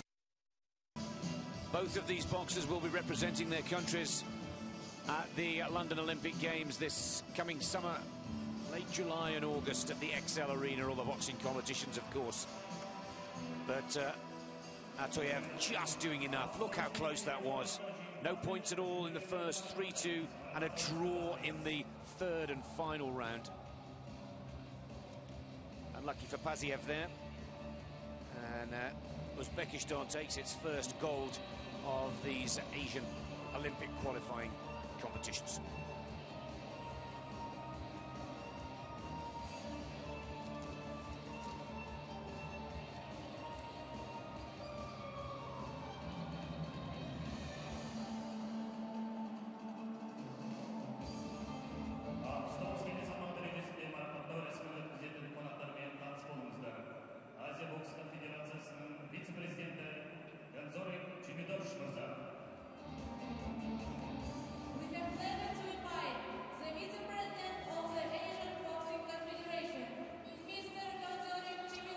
So the next medal ceremony, the men's welterweight 69 kilo category, the medals awarded by Mr. Shimidov, the AIBA vice president.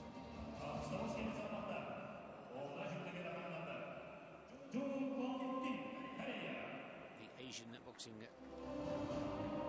Federation, I should say, and Jampizov Kerigeldi of the Kazakhstan Boxing Federation presenting the certificates. Kim and Gesemi.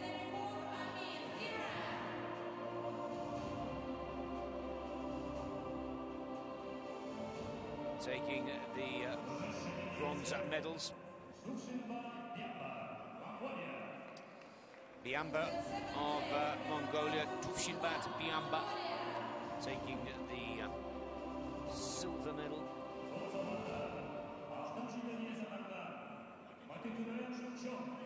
And Maetasun Jong taking the gold for China, their second gold of these finals.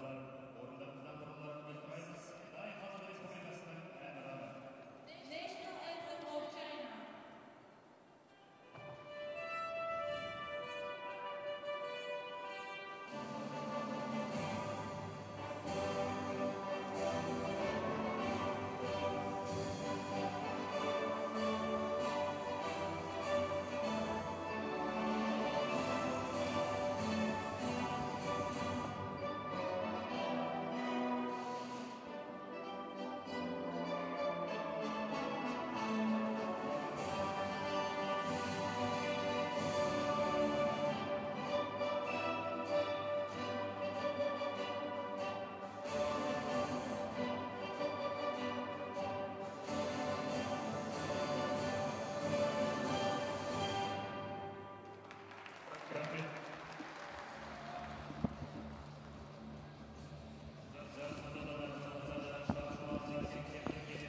Well, China has a further chance of a third gold medal in the very last bout of today's finals.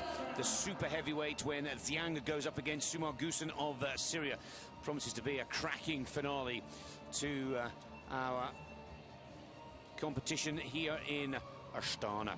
But before we get to the super heavyweights, we'll start with the light heavies, then the heavyweight division, and finish up with the big men.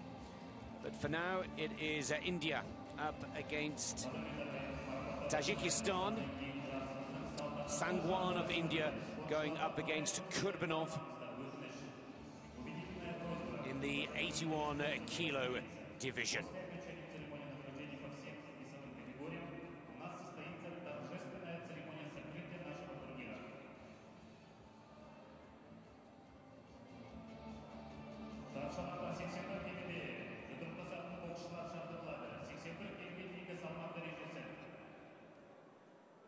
Weight category 81 kilogram.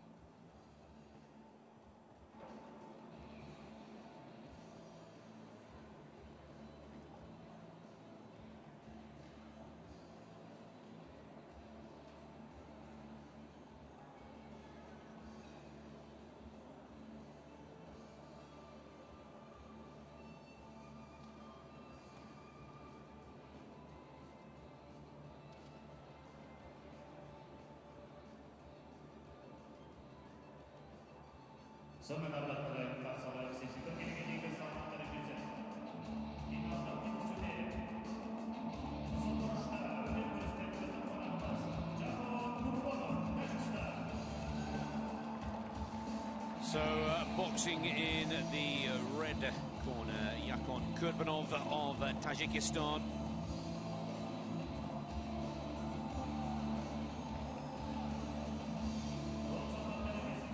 Experienced boxer, contested 2 world championships, and was a competitor at the Beijing Olympic Games of 2008.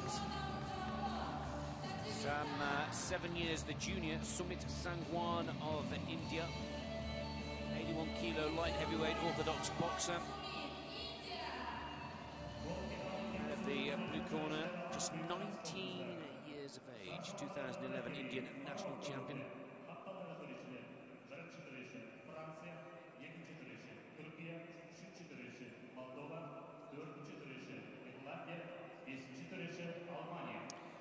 India already taking 1 gold with Shiva Thapa in the men's bantamweight division, and this could be their second. It's going to be a tough task for Sangwan here. Very experienced boxer, Kurbanov.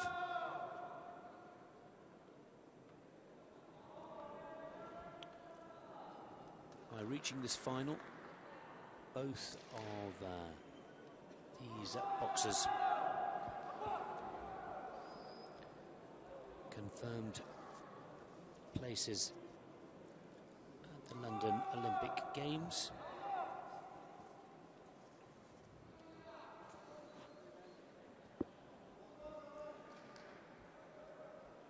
But both eager to walk away with the gold medal here today as part of that Olympic preparation.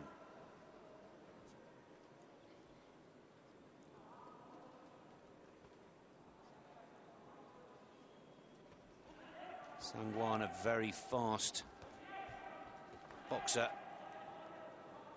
for a light heavyweight. Very quick with his jab. Orthodox stance, left foot, left hand, left foot, moving forwards. Slightly longer reach than Kubanov.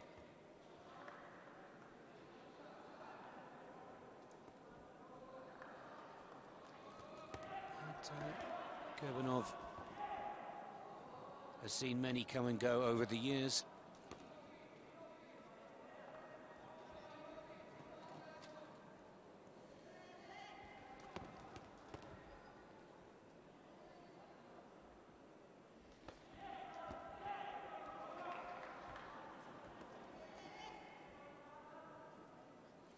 Good start from both boxers.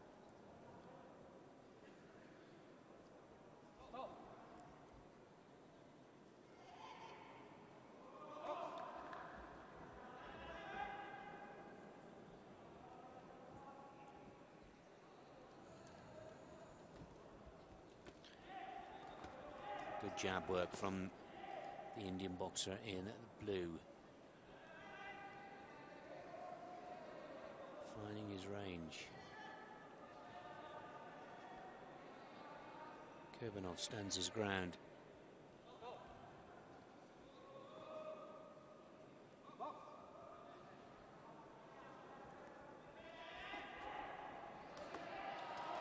That's a score. Good feeding it out with the jab and then coming in with the right straight punch to score the point there, Sangwan.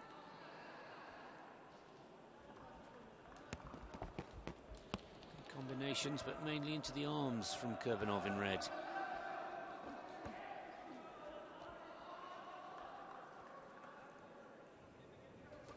Oh, there it goes again. Right hand connects for Sangwan.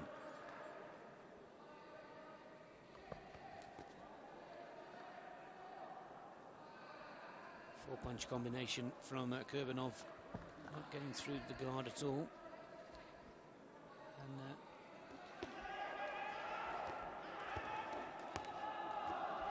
good counter punches from both boxers, but Sangwan, again for me, more consistent on the target. Just a few seconds left in this first round now.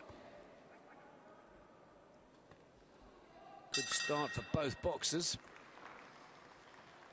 But it is Sangwan just ahead by 2 points to 1. Very close.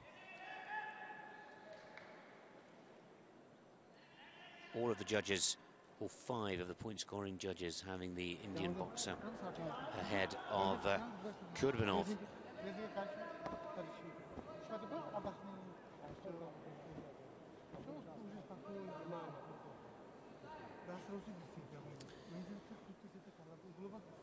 Kubanov listening intently, the Indian corner. With only 2 finalists in the 7th and final day of this Asian qualifying event. They've already taken 1 gold with Shiva Thapa. And so far so good. Narrow advantage for the blue corner, and Sumit Sangwan 1 point ahead of Yakhon Kubanov from Tajikistan.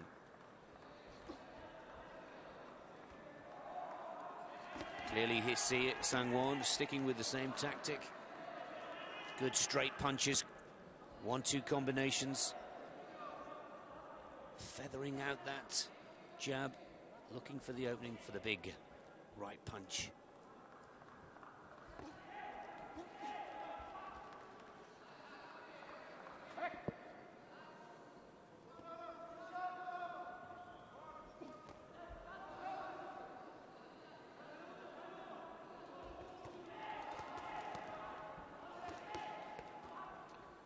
Combinations from both boxers, but both into the guards and gloves of each other.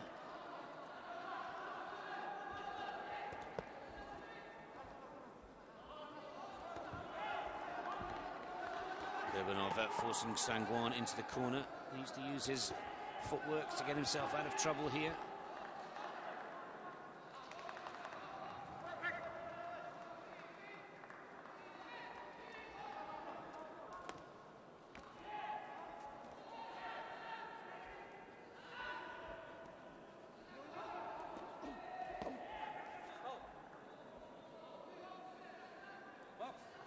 Caution for pushing.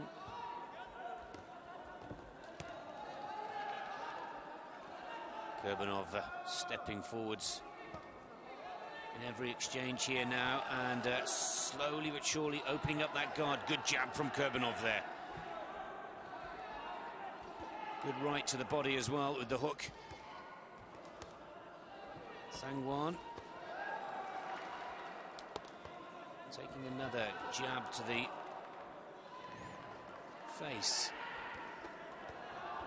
Sangwan gets a couple through the defence of Kurbanov this time. Better scoring round for both boxers.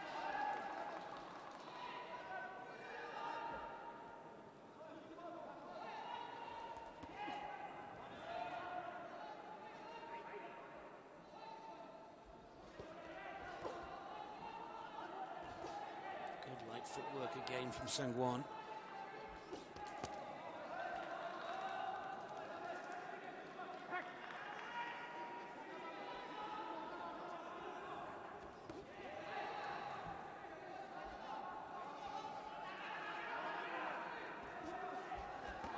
Jab worked well there for Kurbanov. Good punches again. Sangwan unleashing just about everything he's got in the closing stages of this second round. Very close match. And close to the point of 5-all, the average. The mean average there, which has Sangwan 1 point ahead of Kurbanov. Everything to play for here to take this gold medal in this Asian Olympic qualifying event. As we said at the beginning of this bout, both of these boxers have already booked themselves a spot at the London Games. But as we've said in previous bouts throughout today, they could well meet each other in the preliminary rounds in August of this summer. And having a win under your belt just gives you that psychological advantage. I have to say, this could go either boxer's way in these last 3 minutes now. It's a good start from Sangwan. Good combination to kickstart.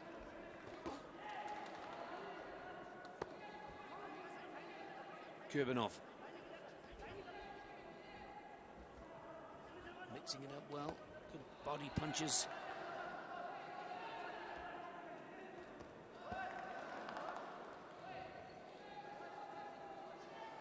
Left-right combination into the gloves of Sangwan. Again, looking to trap the Indian boxer into the corner.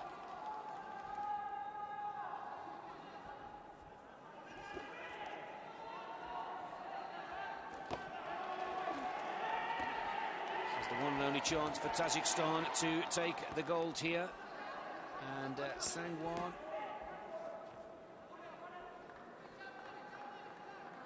again connecting.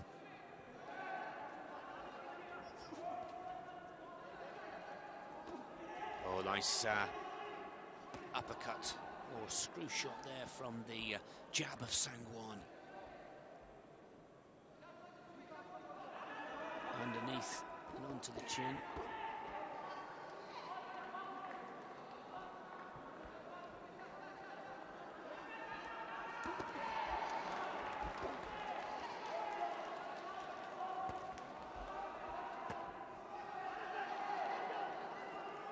right hand still not getting through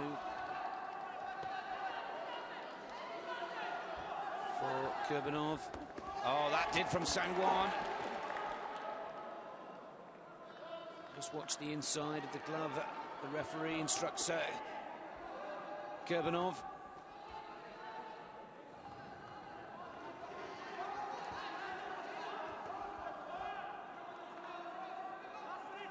One minute left in the third and final round here. This is for the gold medal in the men's light heavy division.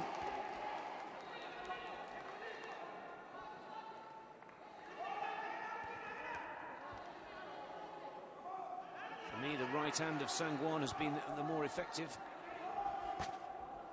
And Kurbanov will need a good finish here.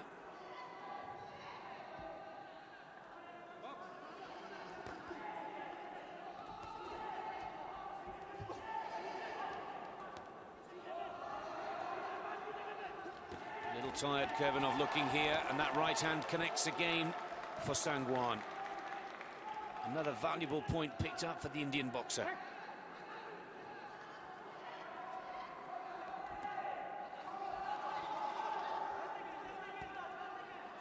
Big powerful right hand from Kurbanov there, right into the gloves. And not through the guard. Oh, that was a cheeky little hook there from Sangwan, and two valuable points right at the end on the bell. And could this be India's second gold medal?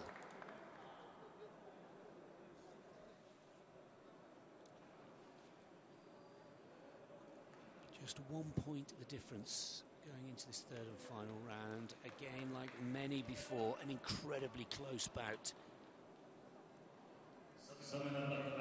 And for me, it's Sangwan. Let's see if the judges agree with my scoring here. And it is India's second gold medal. Both of their finalists taking top position. Topper in the bantamweight and Sangwan in the light heavy. With both of these finalists heading to final. An impressive last round there from Sangwan. 7-3, ending the bout at 14-9.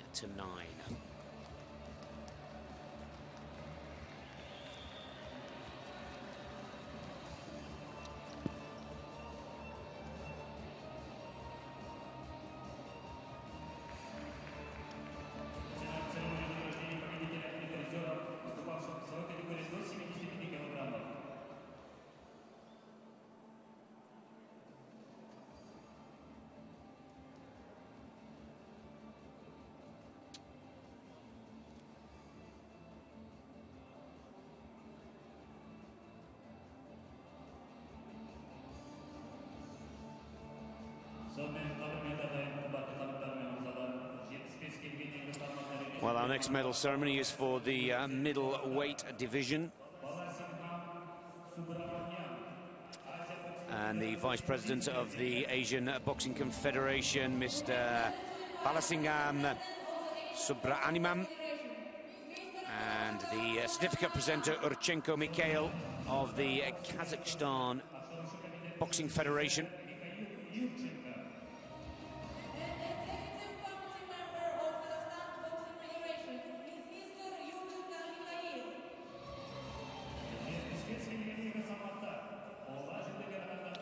So the bronze medalists going to Nazarov of Tajikistan,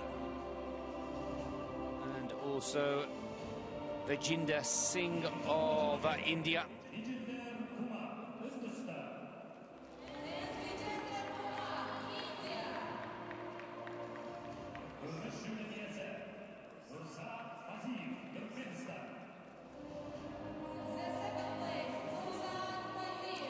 All four of these boxers earning themselves a place at the London Games. Faziev of Turkmenistan taking the silver, and the gold for Uzbekistan, Abbas Atoyev. What a way to prepare for the biggest event of the past 4 years in boxing. London Summer Olympic Games. National anthem of Uzbekistan. You'll stand for the Uzbekistan national anthem.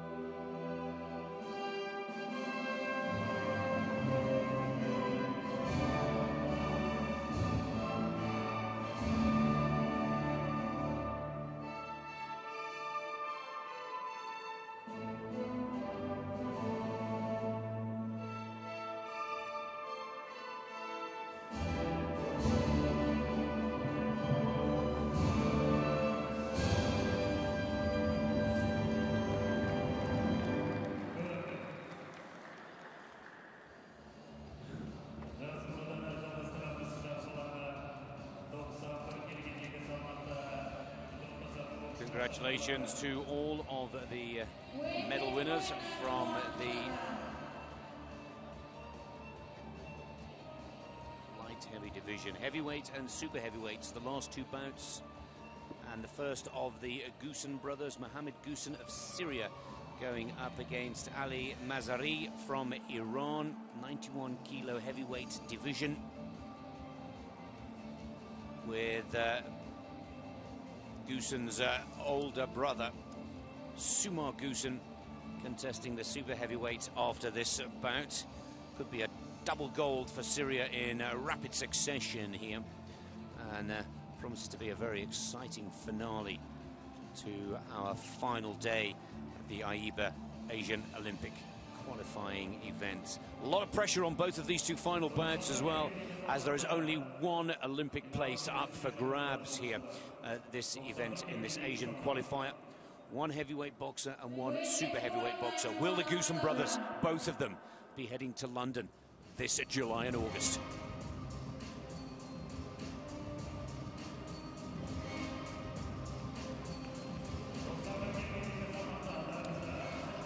Well, Mohammed Gusen, 4 times Syrian national champion, Asian champion in 2011, world military champion in 2011, and the Asian Games champion in 2011.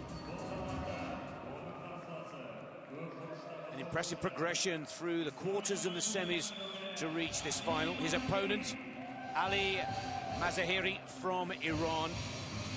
Kirmanshah, 2012 national champion, lost to Goosen in the Asian Games of 2010, 2-1. So already quite possibly a psychological advantage. Certainly Goosen the favourite to take this bout, but with an Olympic qualification at stake, Mazahiri will look to raise his game and give everything that he possibly has here.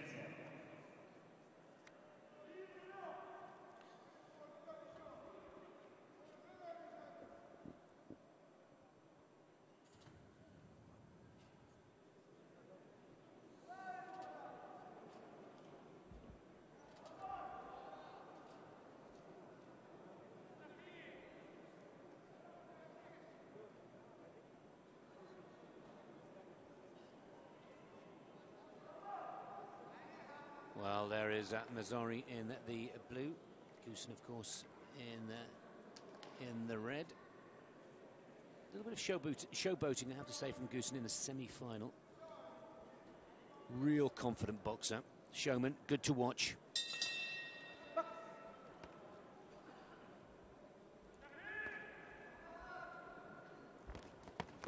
Good start from Goosen as well. Good early exchanges.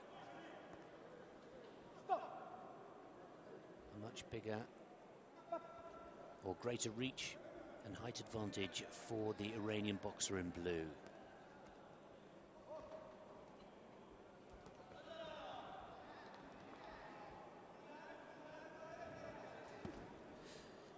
Looking for that left hook there from the southpaw in blue.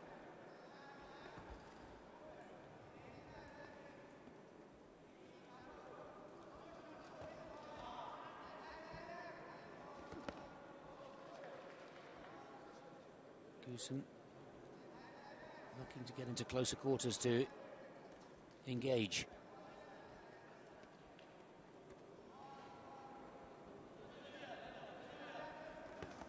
And the right coming through there from Goosen.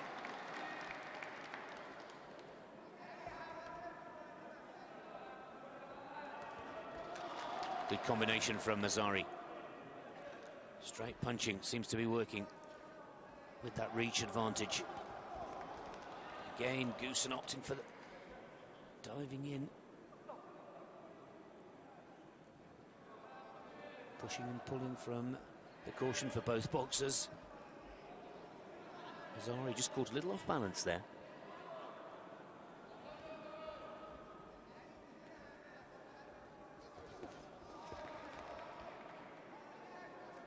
And Goosen just needs to watch that left uppercut from Mazahiri.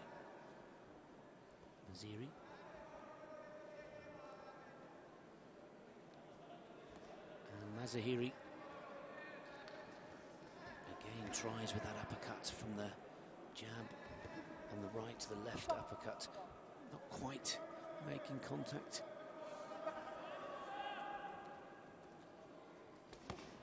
Uppercut to the body this time from Mazahiri.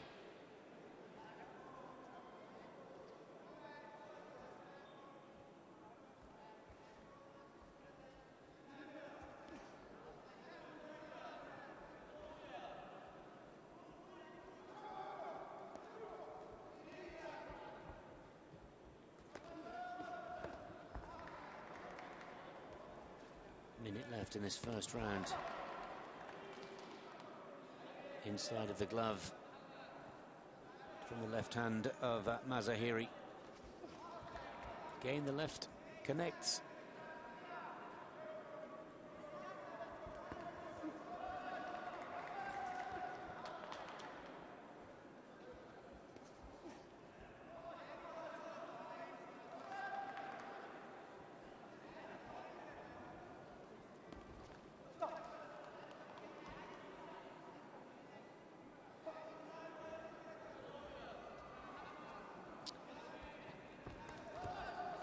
Trying his best to get inside and open up the taller boxer, Goosen here.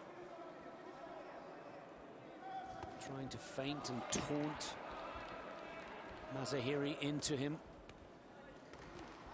That's a better combination from Goosen.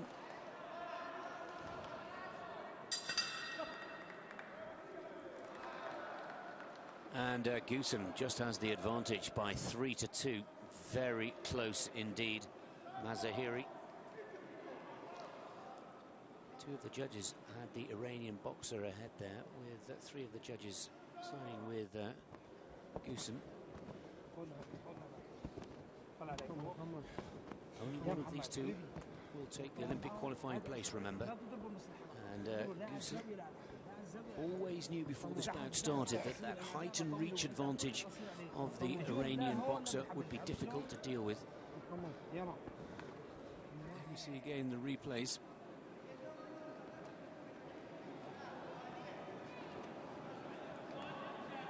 That's that Seconds on. left hook and uppercut from the Iranian boxer in blue that has been his greatest scoring asset at this point in the contest. Second round.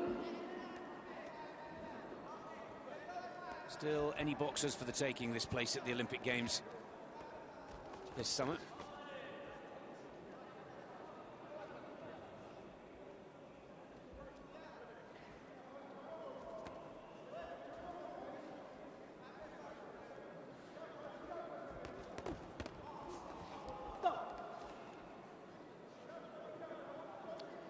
Keep that head up, the caution for Goosen from the referee.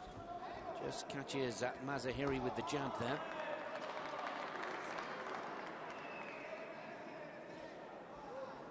Got to keep his calm here, Goosen.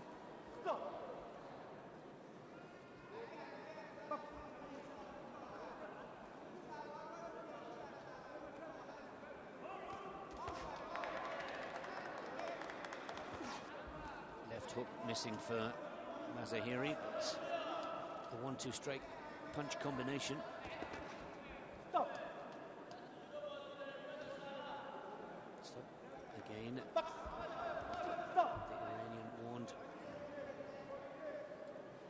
shoulder and pulling Goosen down.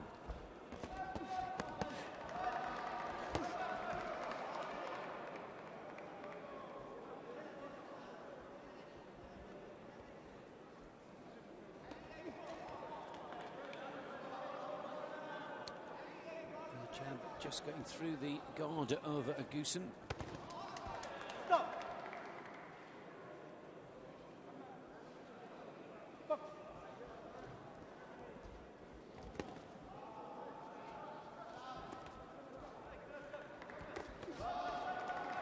This time Goosen managing to get through with a combination there. The right hand connecting with the target.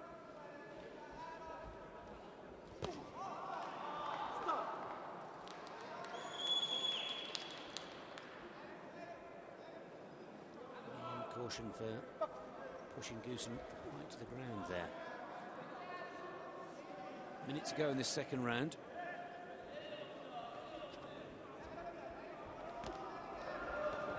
Trying to wheel that hook. And again the hook to the body.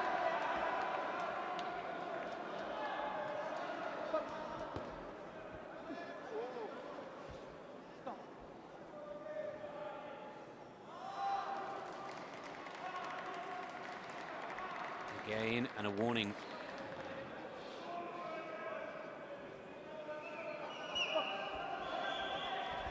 An official warning to all of the judges, to Mazahiri for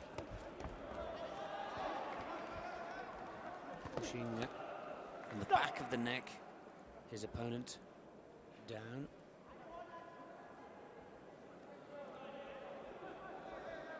Once the attire all tucked in, part of the rules.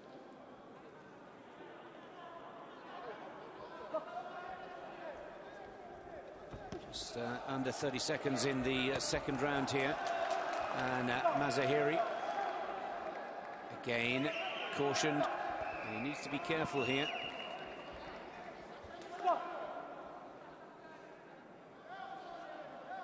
Very difficult for the taller boxer, with Goosen coming in low at the start of his attack. Height advantage not always to the boxer's advantage.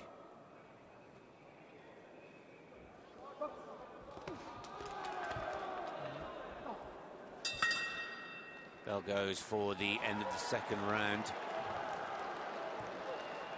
And, well, it looks to be Mazahiri's round, and that ties the score, believe it or not, at 8 points to each boxer, with 1 round of 3 minutes left to contest. Anybody's for the taking this Olympic place and gold medal here.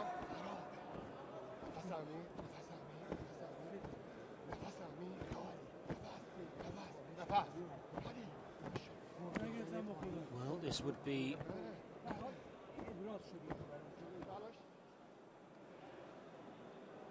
really something very special for the Iranian Boxing Federation here. If Mazahiri, their one and only chance of gold here, could take this one from Goosen. Goosen's already out in the middle of the ring, raring to go. Expect to see some fireworks here. The referee just wanting to make sure the skin is dry, not slippy, for Mazahiri now. Both boxers know that they need to find some good, consistent point-scoring punches here to wrap up this title.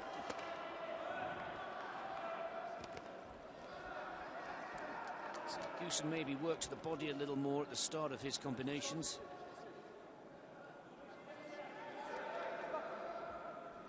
There he does. Right hook into the body.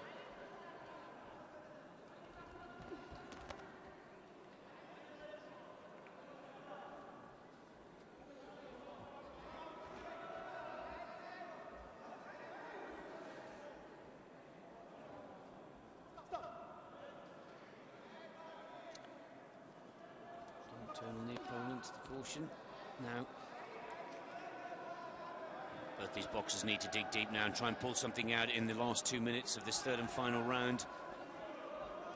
All level at 8 points each. Goosen for Syria in the red and Mazahiri for Iran in the blue. The height and reach of the Iranian boxer has frustrated Mohammed Goosen throughout this bout. But that's not going to make any odds now. Goosen needs to keep the focus.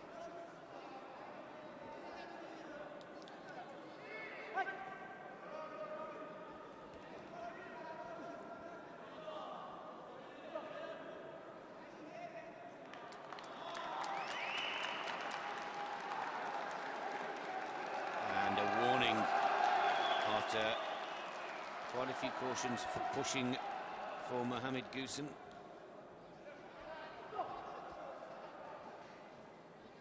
Again.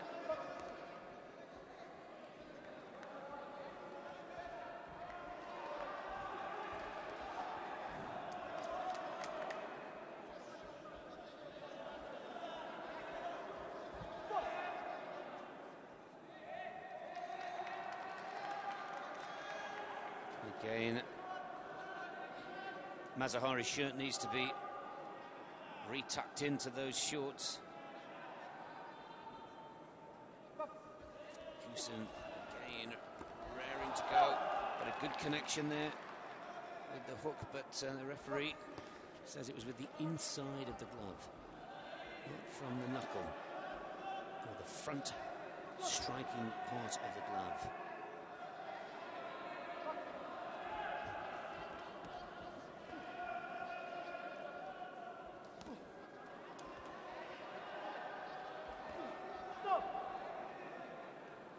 Pushing again, the caution for Goosen.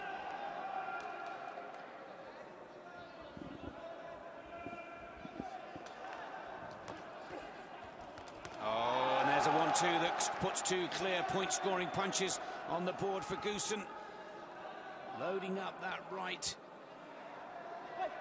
And that could be 35 seconds in the third round. The turning point again.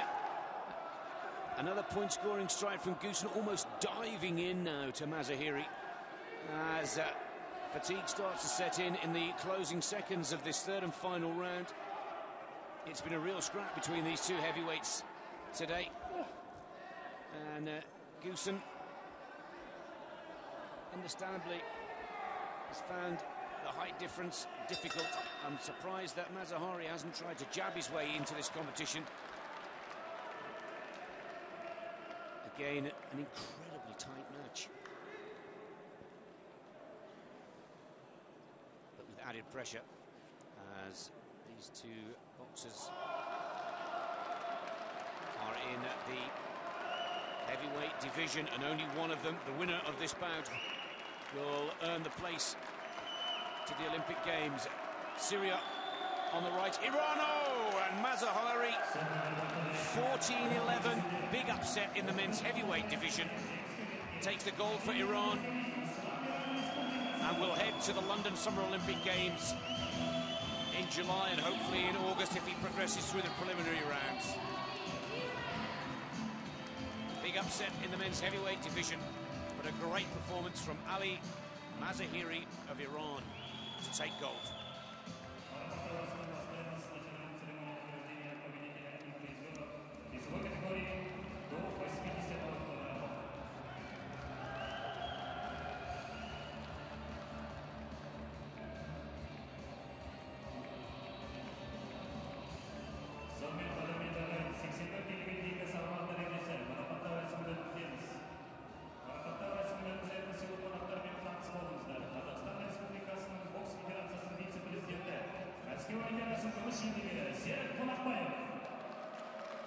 Well, the medals awarded by Mr. Sarik Konobayev, the AIBA Executive Committee member, and Shanov Amalbek of the Kazakhstan Federation of Boxing.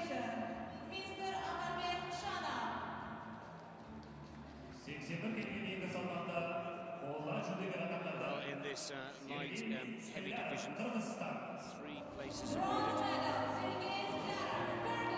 Skirov from Kyrgyzstan taking the first of the 2 bronze medals.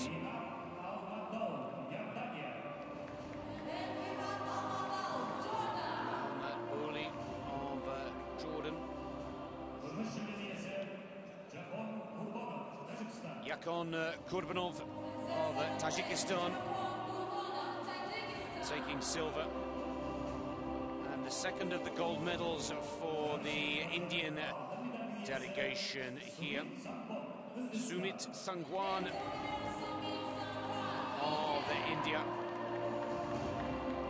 Just 19 years of age and part of this very exciting young Indian squad that have performed so well at this Asian Olympic qualifying event.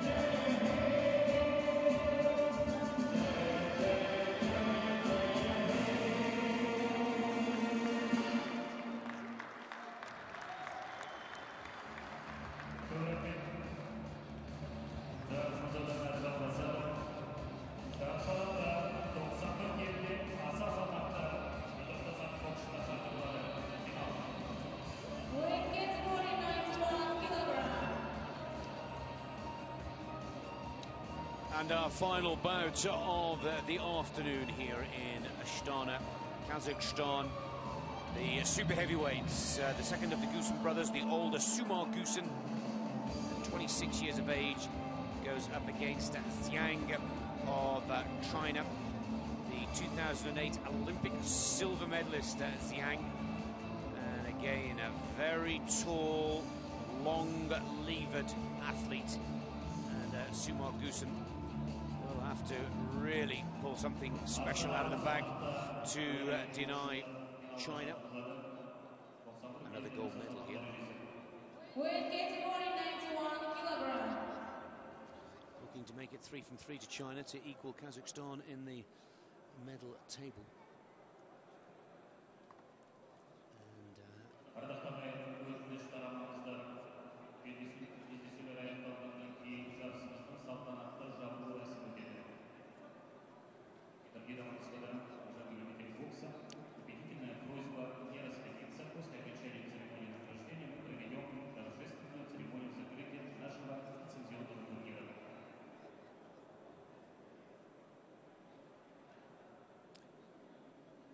Well, the super heavyweight division, 91 kilos plus.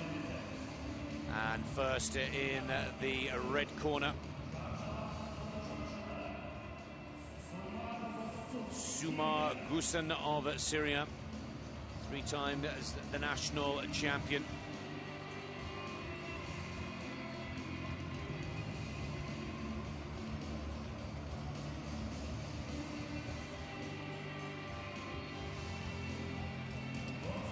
Impressive victory over Paramjit Samota, 23-12 in his semi-final bout.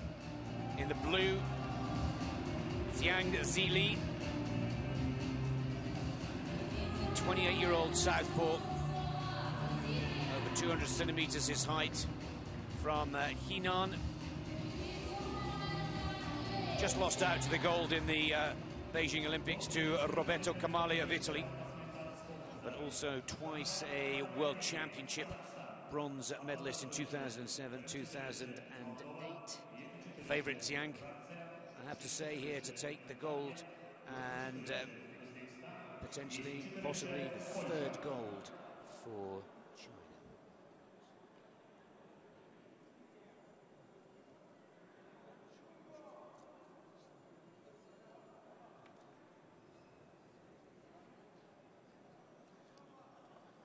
Well, the Chinese giant up against Sumar Gusen, who's got a very, very powerful punch indeed. He'll have just watched his younger brother lose out to the Iranian boxer Mazaheri, and the Chinese big man already looking to work that jab.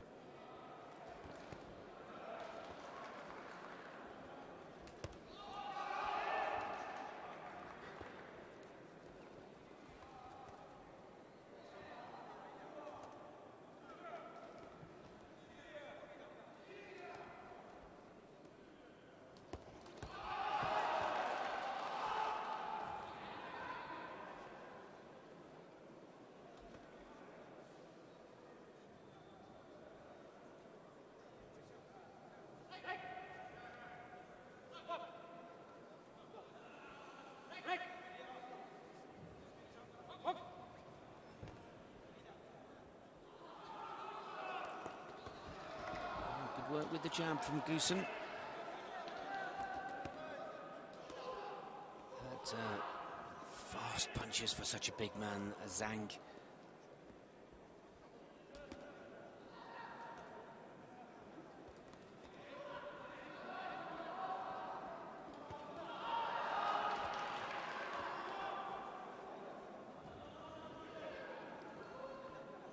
Just keeping Gusen out of reach. Pushing that jab out.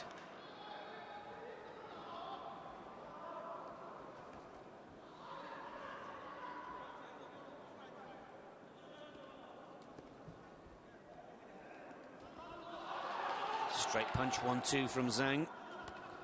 Not really getting through the guard of Gusen. But Gusen sizing up for the counter-attack here.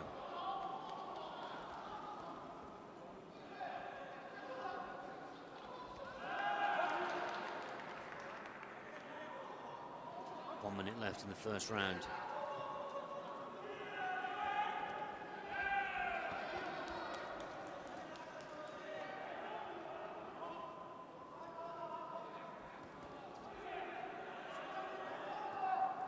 Zhang yet to be able to unleash his power.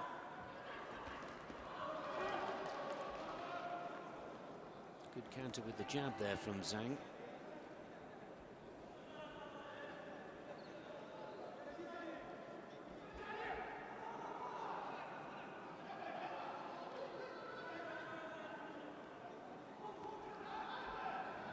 Just misses with the right hook. Starting with the body this time, Zhang. Good left hand through the guard. And again, that's the end of the first round. And the Chinese boxer Zhang with that straight punch 1-2 tactic, taking a 3-point advantage, 4-1. The average score over the 5 judges' marks. Brave start for Goosen. Struggling to get inside.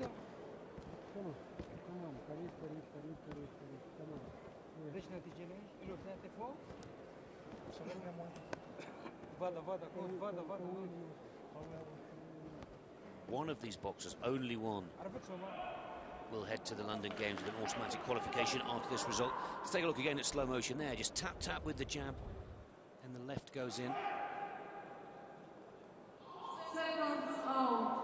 Goosen bravely trying to bring Zhang closer to engage with the infighting. Second round. The heat's on Goosen now. He's got to try and find some way in.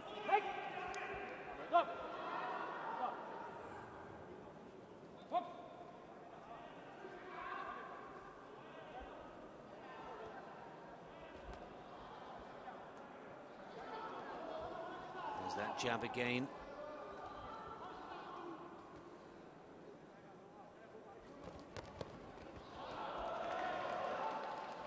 Trying to take the fight to the Chinese boxer Goosen, but that 1-2 jab.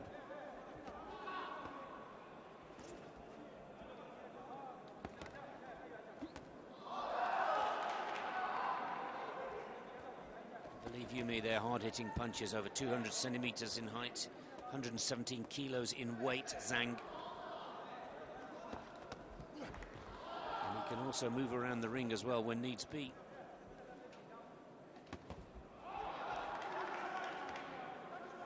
Looking to power his way through that block of Sumar Goosen.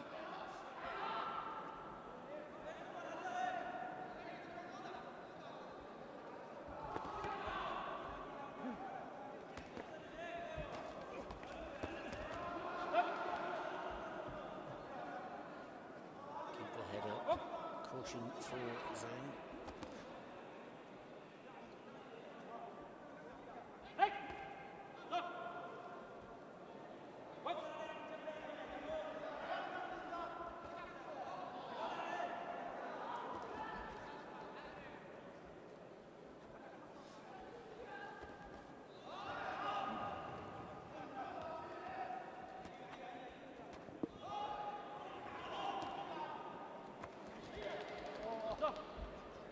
Looking a little tired now, Goosen, a little frustrated.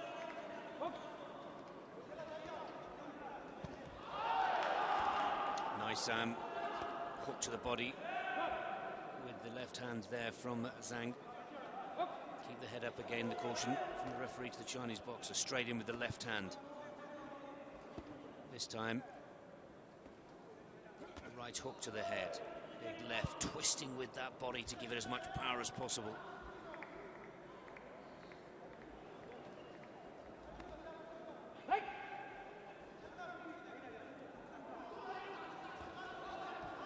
Straight in with that left. Sizes out with the hook. And again, that goes right through the guard. Straight punch combination is keeping Zhang ahead here, and he's keeping Goosen away from scoring. Switches the straight jab to the left hook. And a lace issue for Zhang. Just needs quickly to be tied. 15 seconds remaining in the second round. I've got the Chinese boxer who came into this second 3 points ahead of Goosen, drawing further clear.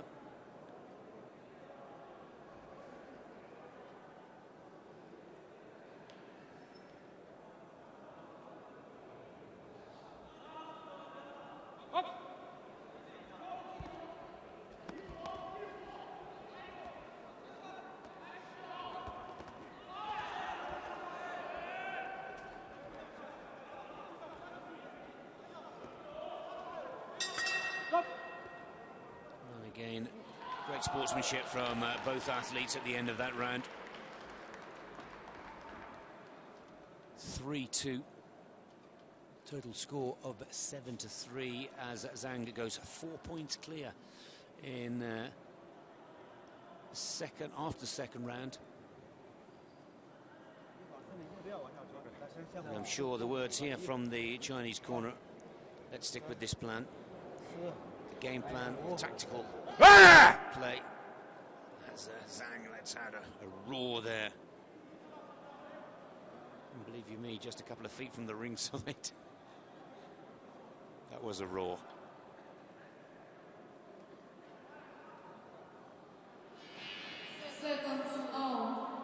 There's that very effective left hand straight punch. It's been a hook and an effective uppercut to the body as well.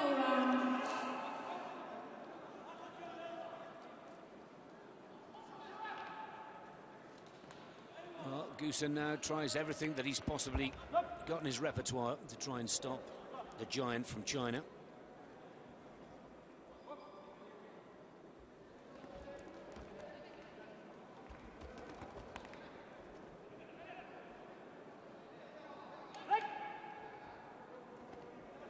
And Zhang Zili just got to keep his head here.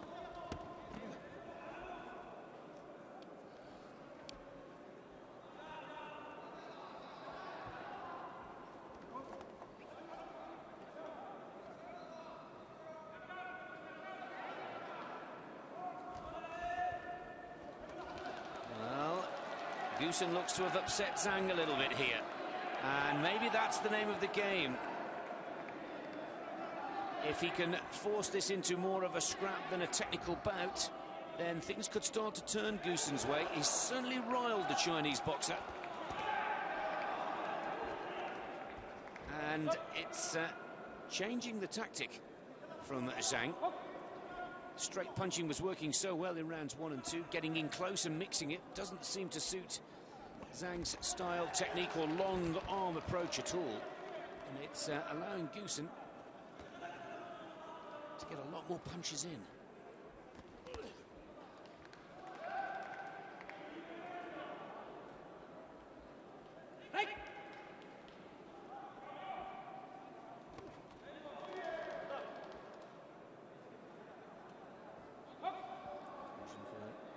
Turning the back and around from the opponent.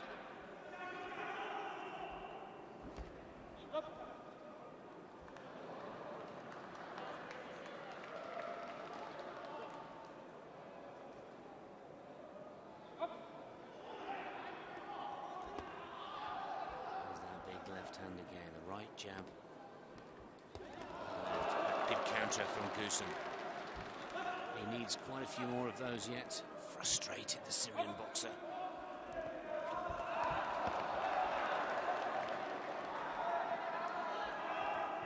Oh, walking onto the left hand of Zhang there, Goosen.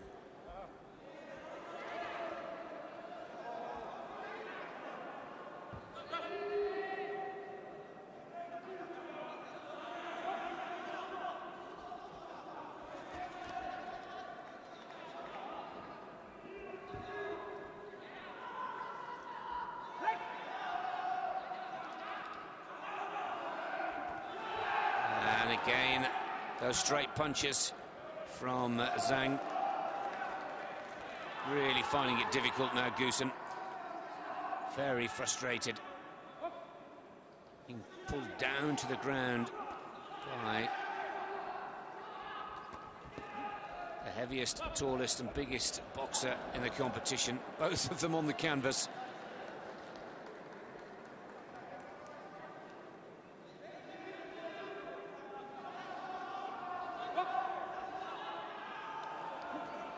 Again, the 1-2 straight punch has been the key to success for Zhang in this competition. 5 seconds and counting. And there goes the bell. Shake of the head from Goosen.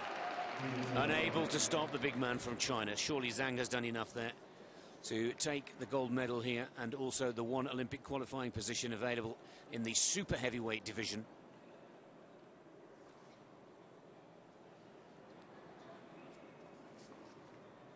A 4-point advantage coming into the third and final round. Great respect from both athletes. But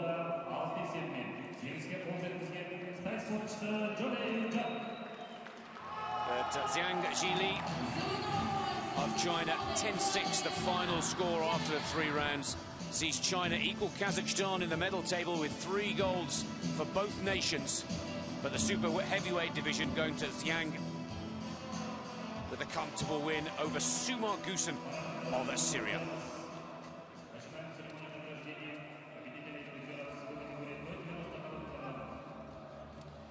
Well, plenty for the Chinese fans to cheer about here today, with Louis, Matitusun and Zhang all taking gold medals. Fantastically powerful left hand for the Chinese southpaw.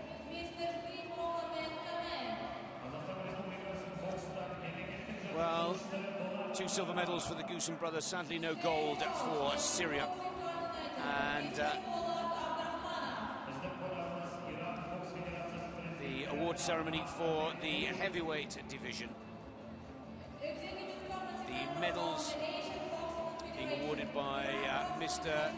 Shiba Mohammed Kamal of the Asian Boxing Confederation, the Vice President. And the certificates awarded by Mr. Bolat, the National Coach of Elite Boxing Coordinator for the Kazakhstan Boxing Federation, and Hamed Nate Nouri of the Asian Boxing Confederation and Iran Boxing Federation President.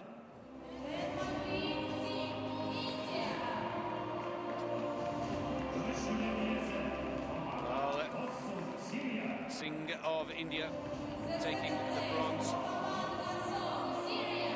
Goosen for Syria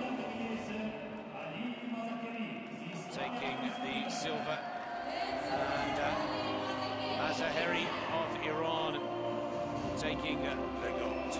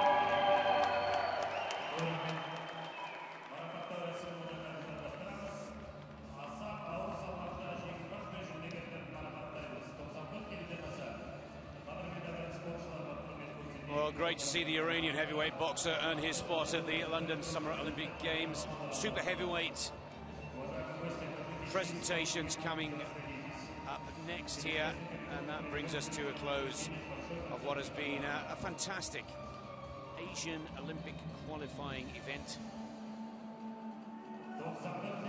with 25 Olympic places awarded throughout this competition.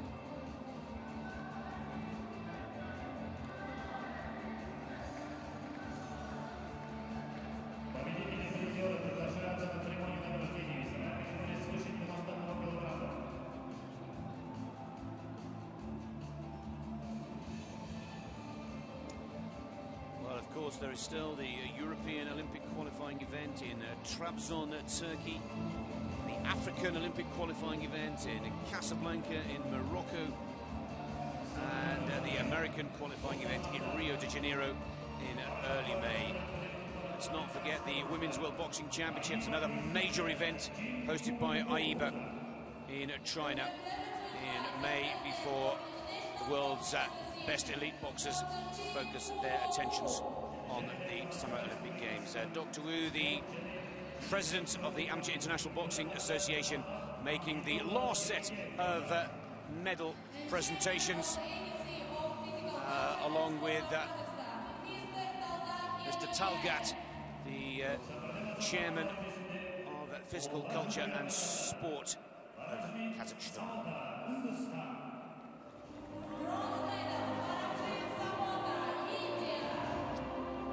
Well, the bronze medal goes to Samota of India.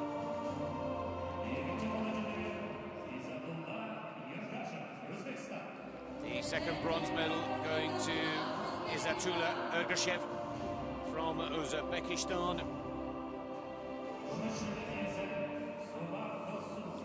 Zuma Gusan of Syria. And the giant from China. Silver medalist in Beijing. Will it be gold in London? Zhang Zili earns his place at the Olympic Games and the gold here at the Asian Olympic qualifying tournament. National anthem of China.